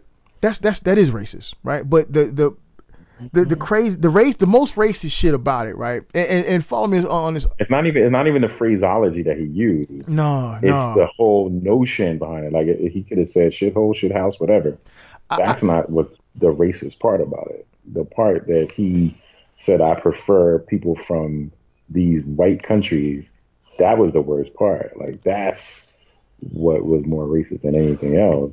I do you one better, man. I do you one better. And follow me on this one, right? Like, they talk to us and they tell us, they try to play us out, right? Constantly. Yeah, we done. This show is turned to it. If you're listening, like, oh yeah, the show done turned to it, bro.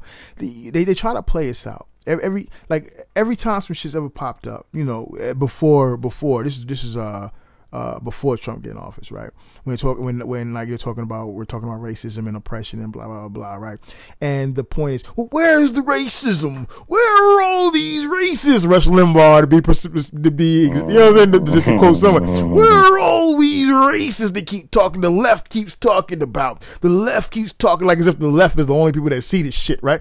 Like, you know, and all these other guys, these other. I'm upset that, first of all, I'm upset that your Rush Limbaugh sounds like Bill Cosby. But go ahead, continue. It's Rush Cosby. So, you know, and so for them, and I'm gonna bring it back around to the point. For them, it's been a thing. I'm talking about pundits right now, conservative pundits, talking heads, and they're all extreme. These people are extremists. They don't represent the heart of America. They don't represent the average American. Let's let that be known, right?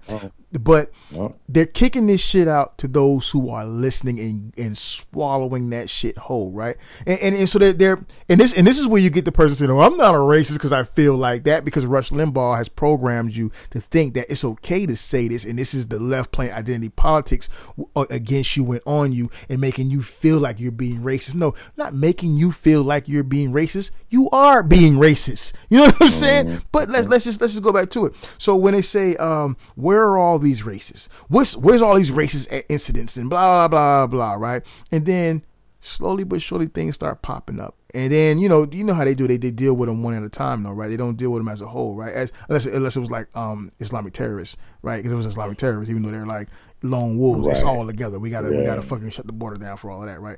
For them 5 different things that happen over the course of a couple of years, right? But as these different things are occurring, you know, and these are giving you the evidence of the racism that's bubbling under the surface, right?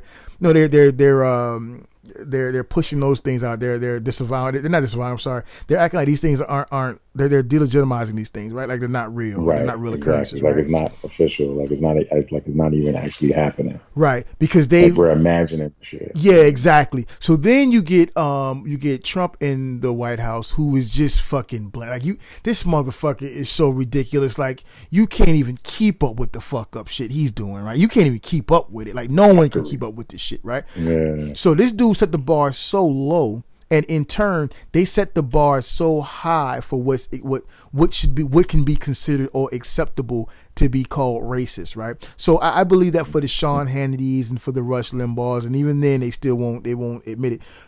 A motherfucker would literally have to have on his Ku Klux Klan outfit. Yeah, exactly. While, you know what I'm saying? While fucking hanging a nigga from some goddamn tree somewhere and fucking making fucking ear shish kebabs over a burning cross to feed to his family. You know what I'm saying? That's the only way while reciting the nigga song. You know what I'm saying? That's the only way they would acknowledge something as racist, right? Yeah. Meanwhile, the reality is that we know how racism works. We know how bigots work. Bigots aren't out in the open just kicking it. They are now, obviously, because they got support. Yeah, I was gonna say, they got John Joffrey to back them up. Yeah. So this brings me back around to the point that I was making.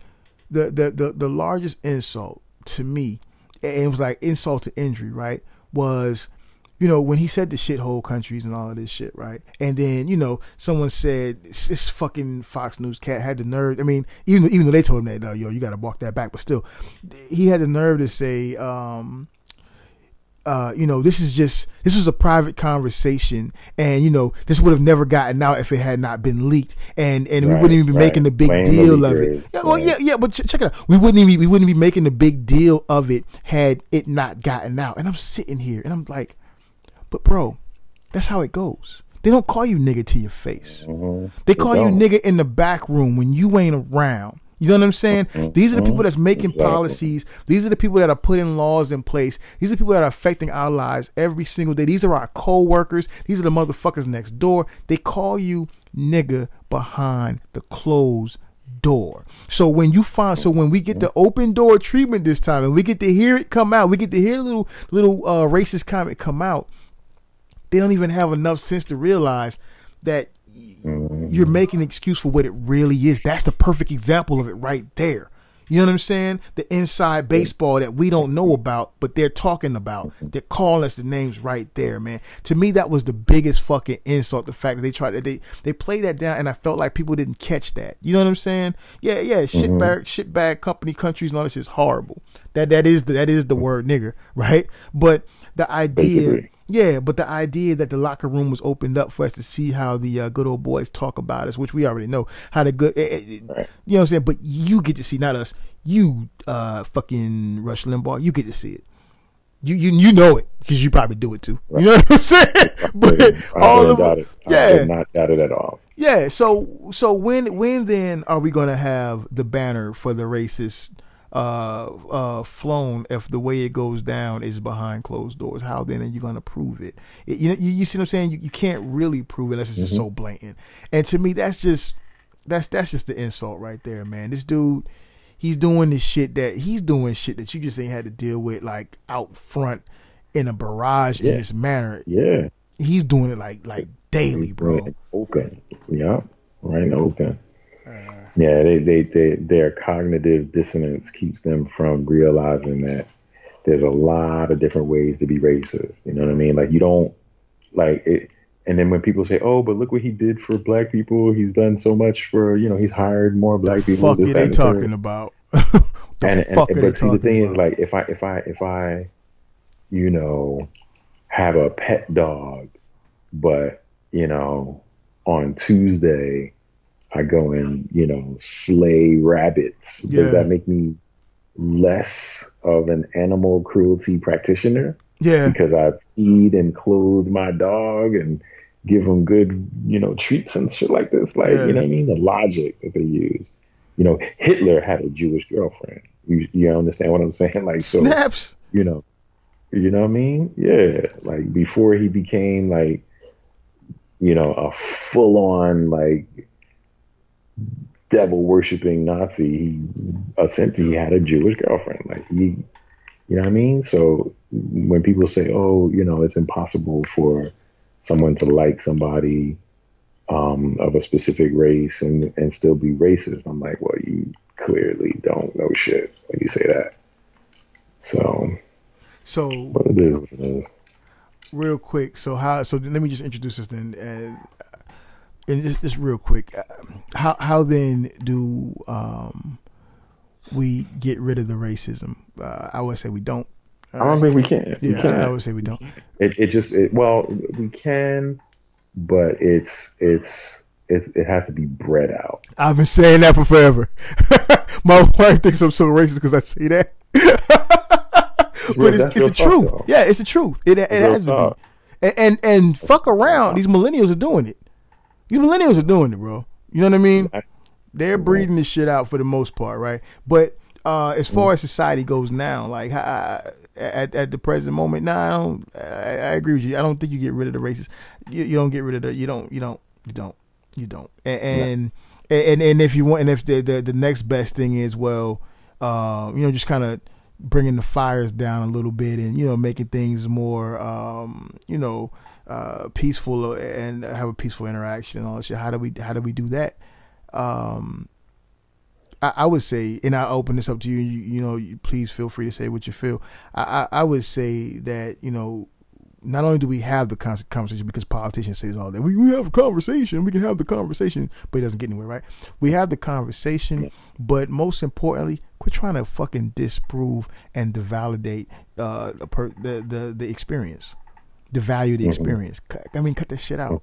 You know what I mean? I don't walk into a conversation and when you tell me that you've experienced this, that, and the third, I don't walk into the conversation with my first instinct being to disprove what you are saying is your experience because and solely because it offends me. You know what I'm saying? It offends me because I feel in some way, form, or fashion guilty, and I'm upset about the fact that I feel some form of guilt or insecurity or fear. You see what I'm saying? Yeah. Oh yeah, the white guilt. That's what they call that, white guilt. Yeah. So yeah, I be saying that shit plain. I be trying not to say it like that. I be throwing that shit down.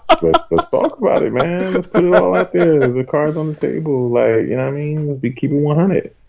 That's what that is. You know what I mean? And a lot of these white nationalists, they call themselves white nationalists, but let's just call them what they are, fucking racist. Yeah. That's their philosophy. They espouse that philosophy, like,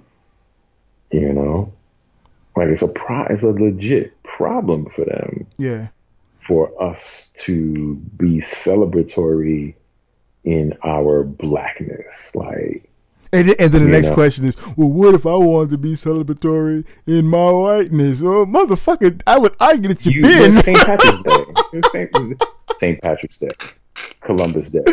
Like, none of those, well, people would argue that Columbus Day might be, but, you know, Yeah. St. Patrick's Day isn't inherently racist. You know what I mean? Yeah. Like, everybody is an Irishman or woman for St. Patrick's Day, and there's no racist connotation behind it. You know what I'm saying? Yeah. Generally speaking, when you say pro-white, historically speaking, that meant pro us and nobody else. Yeah. You know what I mean? Yeah.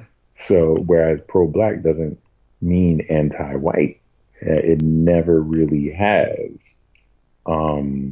You know, there have been some militants who would espouse that idea and that philosophy. Yes, of course. There's always quote unquote bad apples in every Hashtag bunch, you know what I Umar mean? Johnson. I don't know what you believe. What's brother name? Umar. Yeah, I don't fuck with Umar like that. He's wild. Yeah, Yeah, I don't he's fuck with wild. Umar is a wild boy.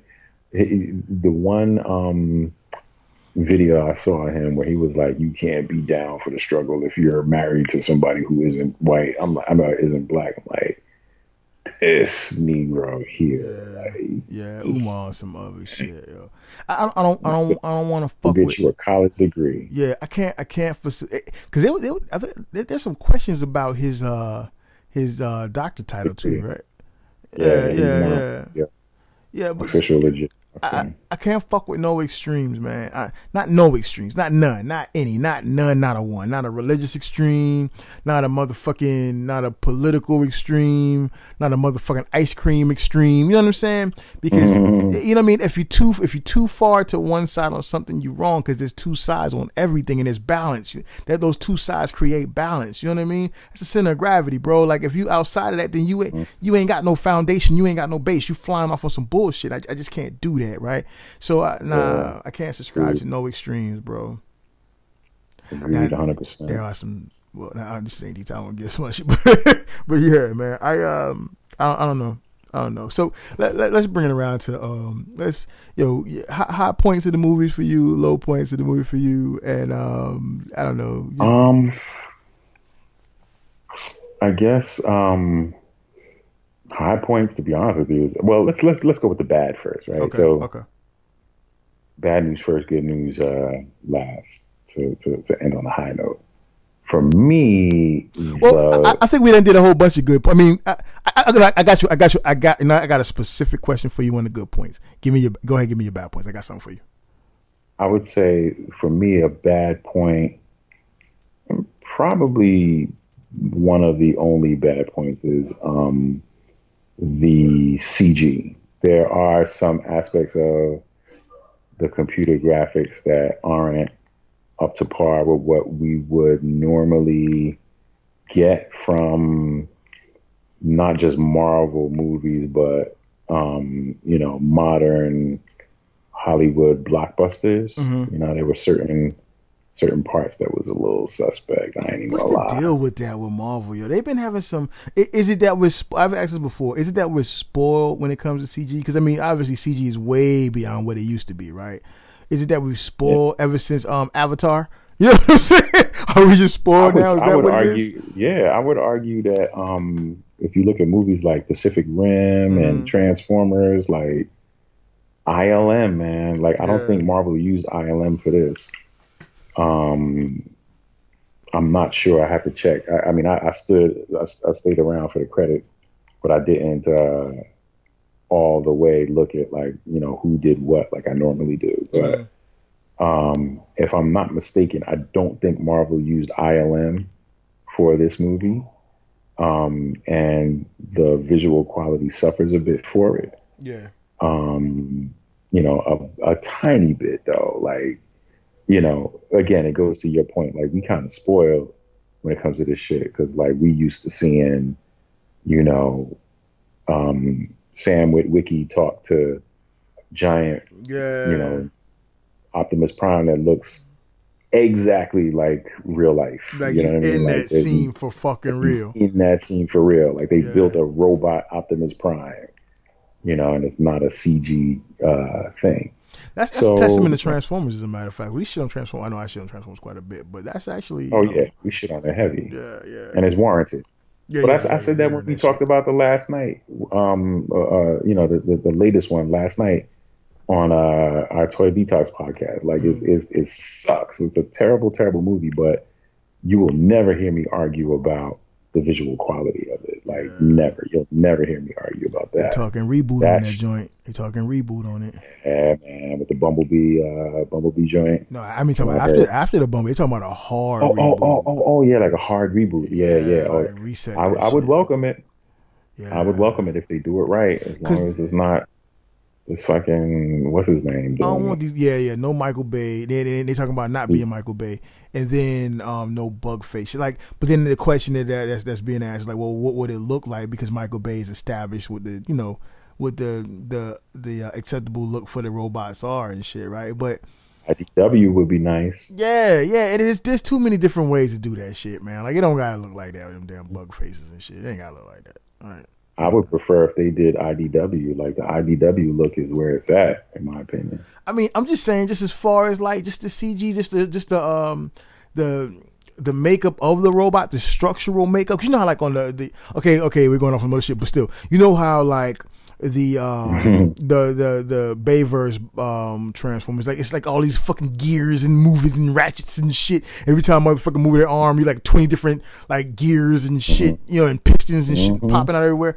Like, you look at some of the games, some of the cool online 3D work. You know what I mean? There's a lot of like hard surface blocked out as Transformers. That's like more detailed from the like with the not so much G1 representative, but you know what I mean? Like even with the IDW shit, just hard blocked out, nice clean surfaces without all. I don't need to see all the fucking gears. I don't need to see 20 gears in fucking Prime's face. You know what I'm saying? Get that shit out of here, bro. Get it out of here, man. And get the fucking humans out of here, too. I don't need no fucking humans. Yeah. You know what I mean? I would love a movie that's just the robots. Like, keep it on Cybertron even. That would be dope. What are they trying to do? Keep the budget down or something? Is that? I mean, the budget's already crazy. Go ahead and CG that shit out, man. Might as well just be all CG characters, like all the way. Who did what was the casting that did Avatar? Was that James Cameron? Yeah, let him do that shit. Yeah. Man. Let him do that shit, bro. Like, let him do it. I don't know, somebody. Anybody but Bay. Yeah, anybody but Mike. And let Andy Serkis do all the performances. Let him do all. Exactly. But I'm sorry, man. Back to your good, bads, and hard. Nah, that's it for me, man. Is there anything that you cannot forgive? Is there anything that you cannot forgive in the Black Panther? Because I got something, bro. I got some shit. I'm trying to think hard, to be honest with you, because I'll be honest. I went in it. At first, I was thinking to myself, like, all right, I'm gonna purposefully act like I want to hate this movie. Like, I'm just gonna on purpose so that I don't, go in there biased. I'm just be like, yo, this movie's whack. Like in my head, I was all biased all day. I was all biased all day, all 3 times, bro. Fuck that shit. I tried not to be. But then once I started watching, I was like, yo, this shit is off the chain. This is hot fire. So, it's hard for me to come up with a legitimate bad thing for it. I got one for you. But I don't know. I can't really think of one right now. Probably when you bring it up just now, I'll probably be like, oh yeah. I got one for you, but there's something I wanted to talk about that we didn't get to. If you got a little bit of time, let's do it. Yeah. All right. So let me get this right quick though. Right. So I'll come back to it so that we can close out after a little bit more. Okay. So Andy Serkis. Right. Andy Serkis is a phenomenal actor, right? He is, amazing. Yeah, amazing. Nothing to be taken from him, right? I've heard from a few people, that they would have wanted more from Claw. They wanted Claw to be the villain, or they wanted the man ape to be the villain, right? And I think that's pretty. I'm not saying it's universal because most people are accepting of Michael B. Jordan's villain, right? What do you feel about Claw being handled the way he was handled and taken out of there? I have my thoughts, but I want to hear yours though. For the narrative, for the story, it fit. I wish he would have, survived a little bit longer, only because I was a huge fan of Andy Serkis's work in terms of, his acting and stuff like that.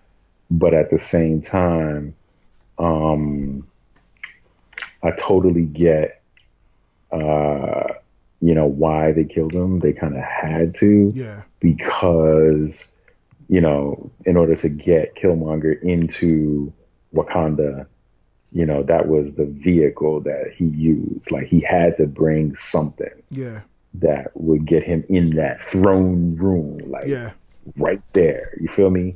Like, him just showing off his tattoo probably wouldn't have done it.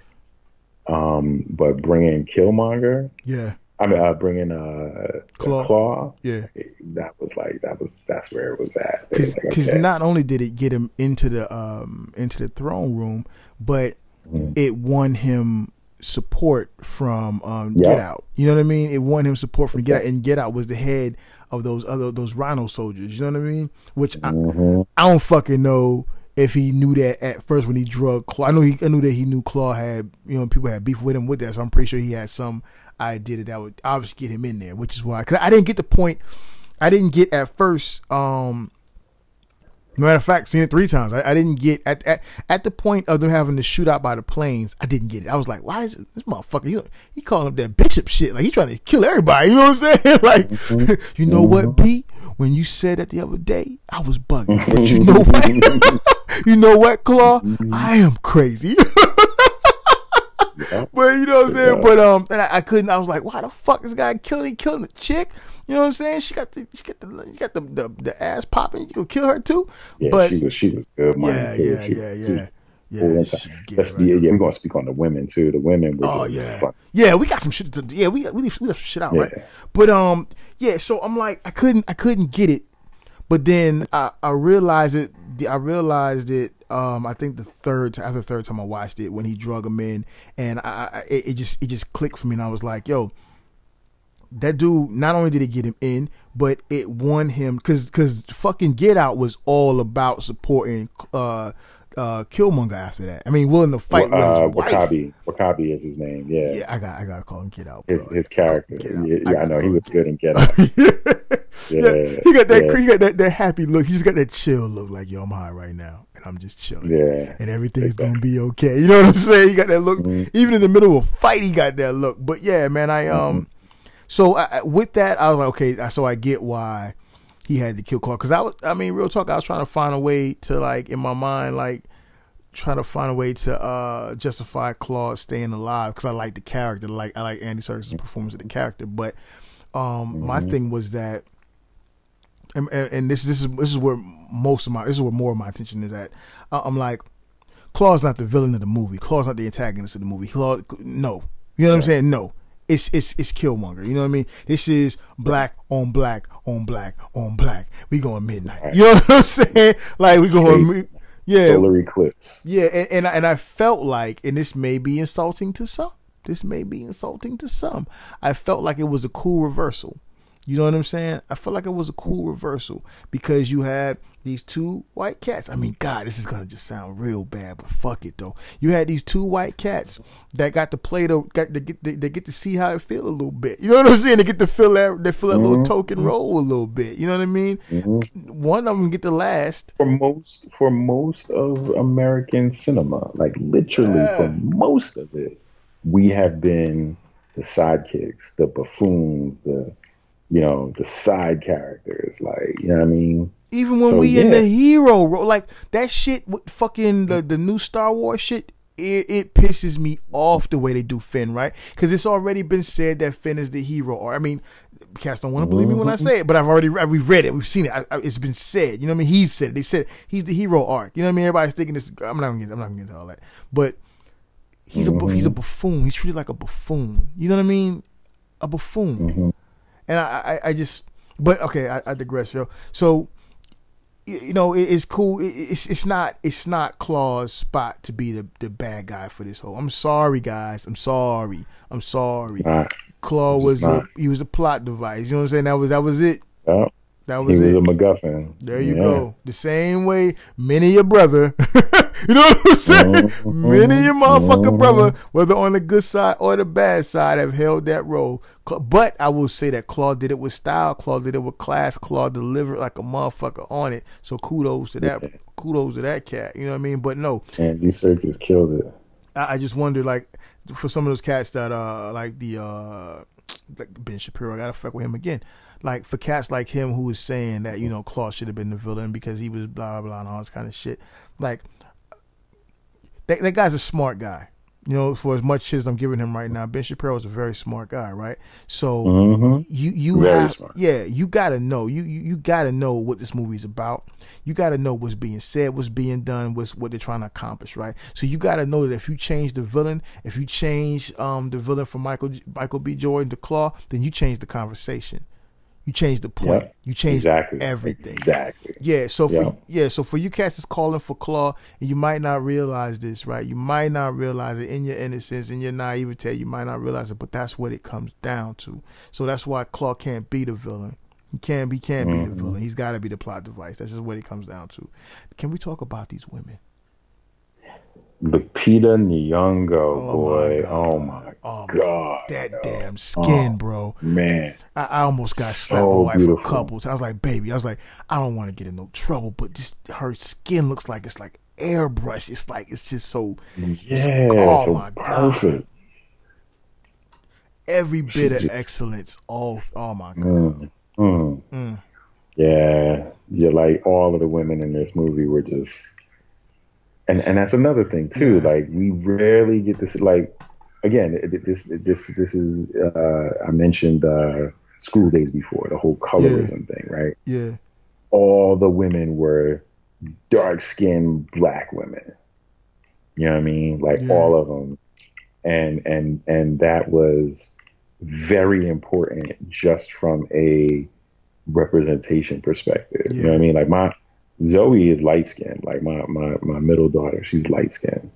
But she still was able to identify with these dark chocolate sisters on screen to the point where she was like, okay, I want to be one of them for Halloween. I love the fact that the lead female roles, because, you know, you got your different divisions in the women roles, right?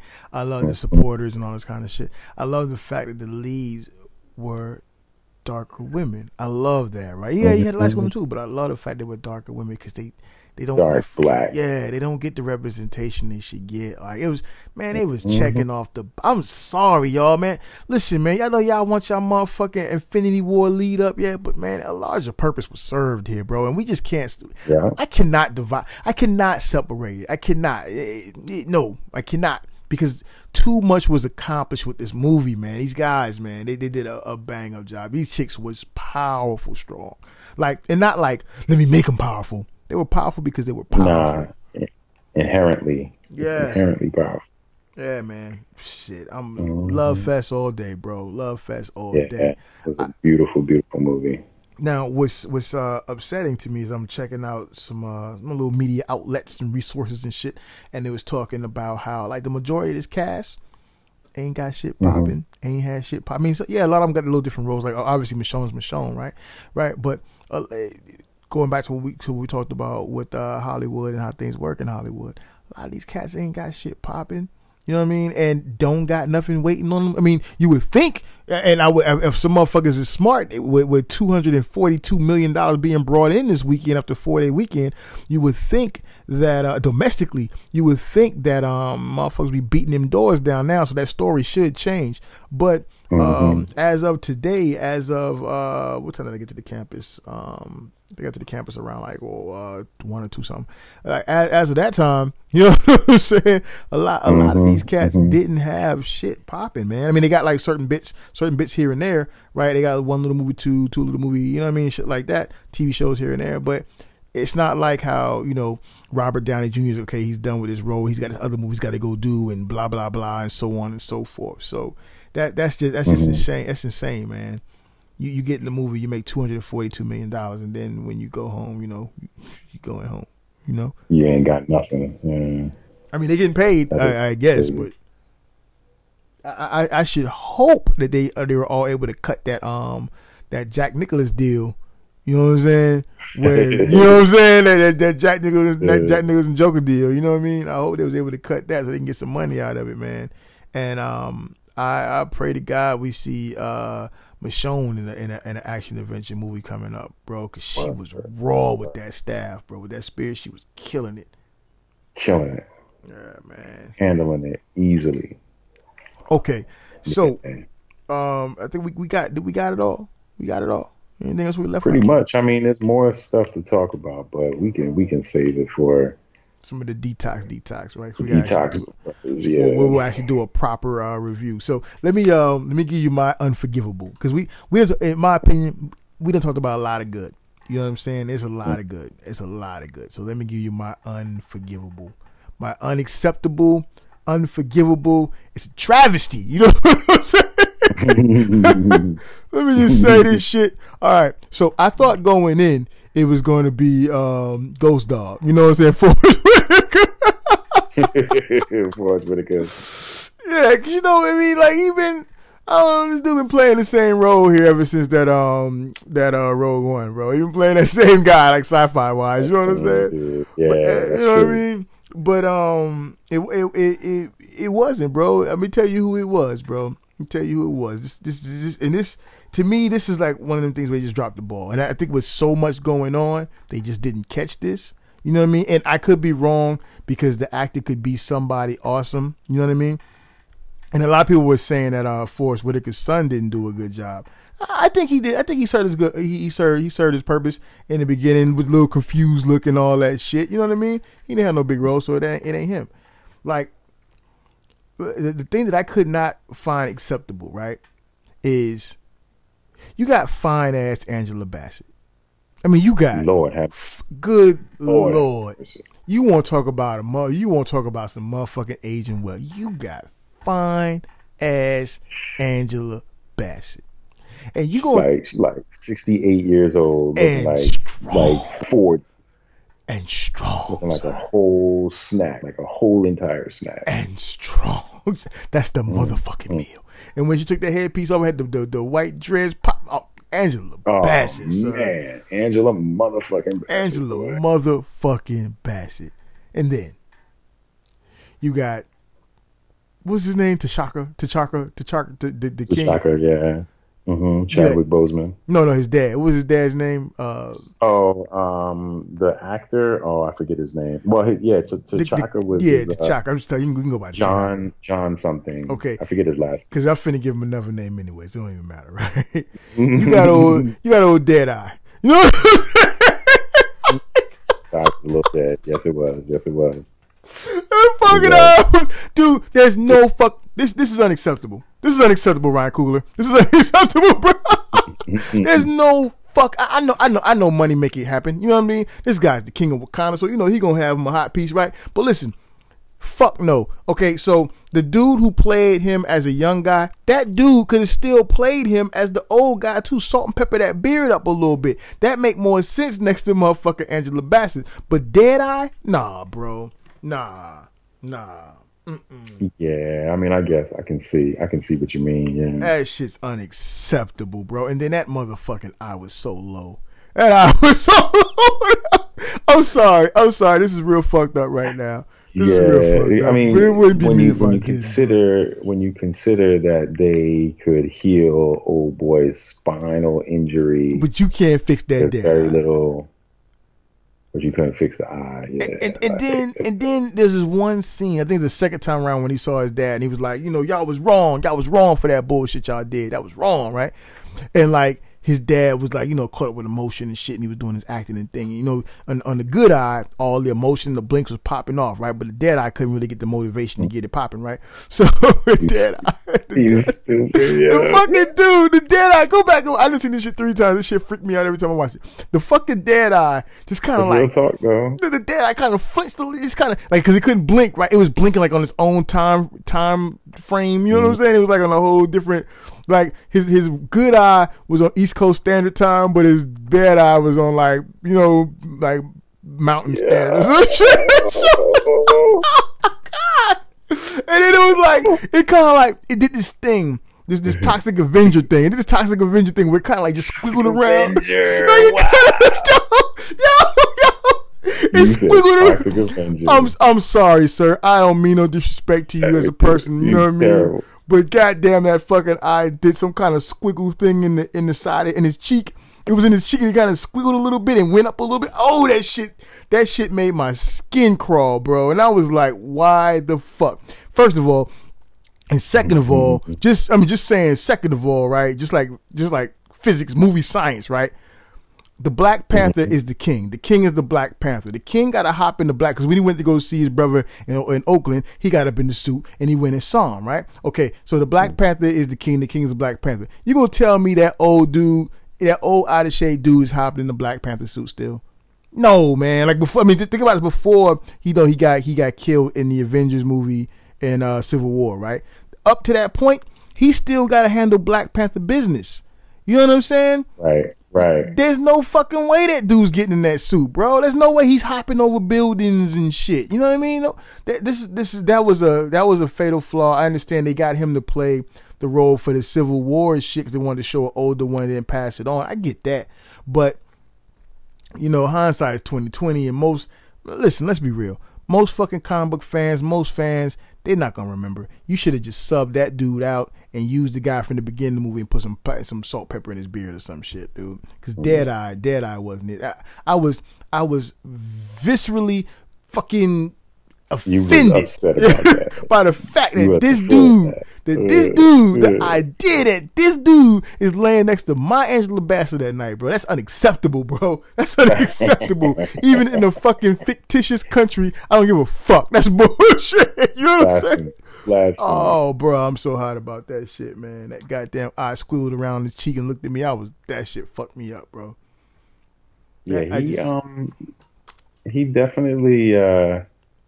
I see your point. That makes no sense. I'm not mad at what you're saying. Yeah, I mean, I can forgive a lot of shit. I can forgive the fucking animatronics rhinos. I can forgive the Cliff copy and paste CG people. You know what I'm saying? I even came to like the movement of the Black Panther because I think they try to like, you know, kind of cop out and say that, you know, we created this special way for the Black Panther to move and fight.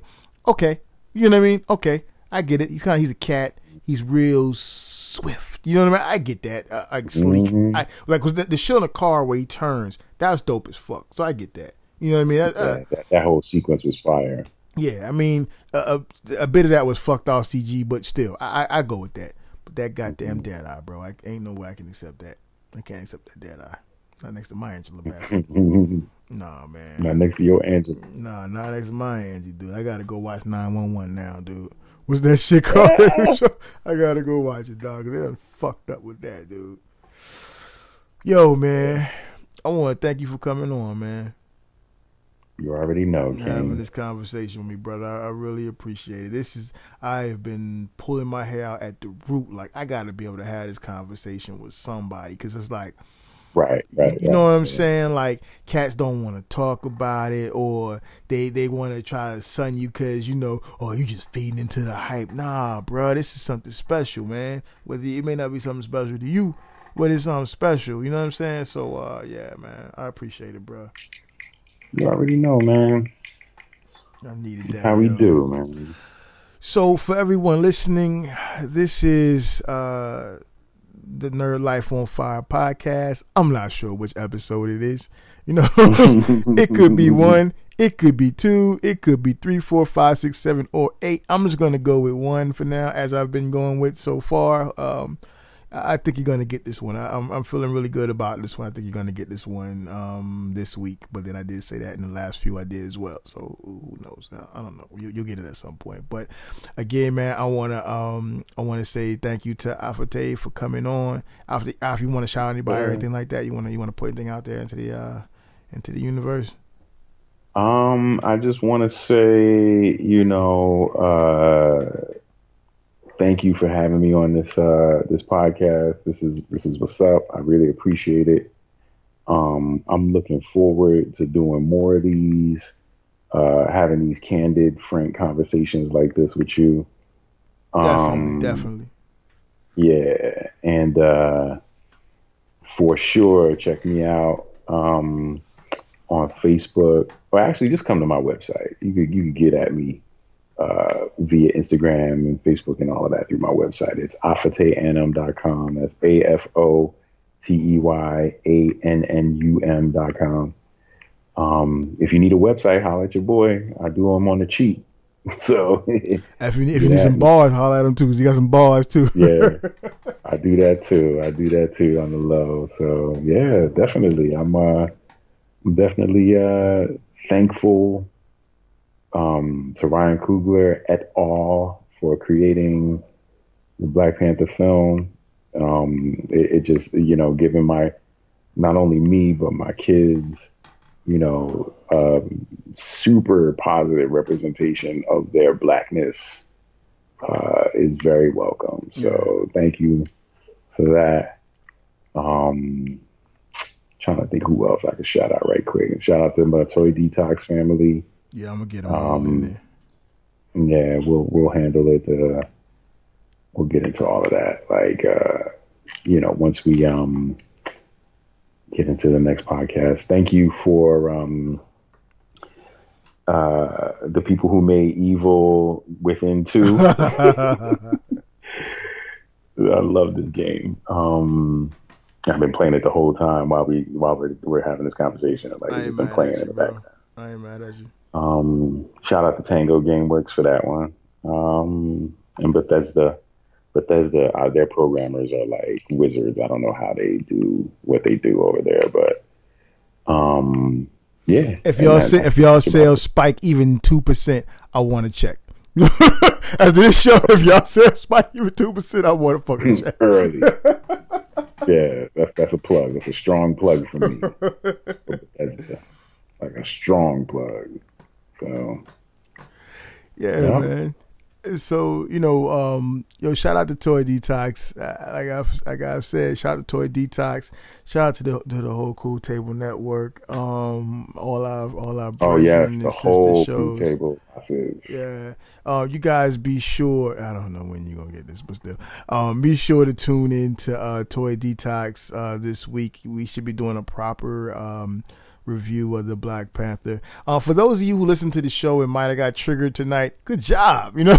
Pat on my back, pat on our back. You know what I'm saying? Yeah. Listen. It's not. Yeah. Listen, Linda. Listen. It's not.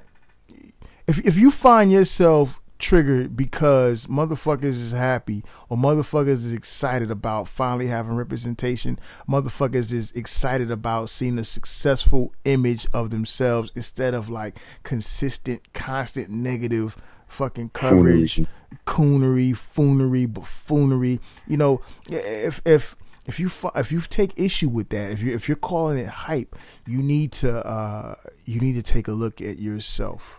If you walk into this, I like to give my little final thoughts as we get out of here, right? If you walk into this movie or this conversation and you walk into it as a closed-minded skeptic, right? If you walk into it as a cynic, if you walk into this and you are looking for the bad for no other reason than other people have a good, you know what I'm saying? You need to take a look at yourself. You really need to take a hard look at yourself. I mean, and conduct yourself accordingly. You may change, you may not. I don't give a fuck. You know what I'm saying? 'Cause, you know what I mean? Things are changing. Things are progressing. You're either going to be on the right side of history or you're going to be left the fuck behind holding your sack lunch. So you got to figure out where you're going to be at, right? Because, time's running out for all of that shit, right? If we can accept. A lot of people in the past used to call Muhammad Ali, all the same shit that they call Colin Kaepernick now. Yeah. So, Yeah, consider And we that. know that they're all on the wrong side of history. Yeah, and those same people trying to pretend like, you know, they always love Ali and Ali's the greatest. So I mean, just consider these things. If you find, I mean, I want to hit on these things because this is where it hides, right? If you find yourself looking for the Larry Elder statistics, making the same, using those talking points. If you find yourself in a conversation where you got to use the talking points, if you find yourself in that point, you may have something inside of you got to deal with, right? Because no one on this show has said that you shouldn't or couldn't see this movie. No one on this show, no one that I know of says that you owe us anything.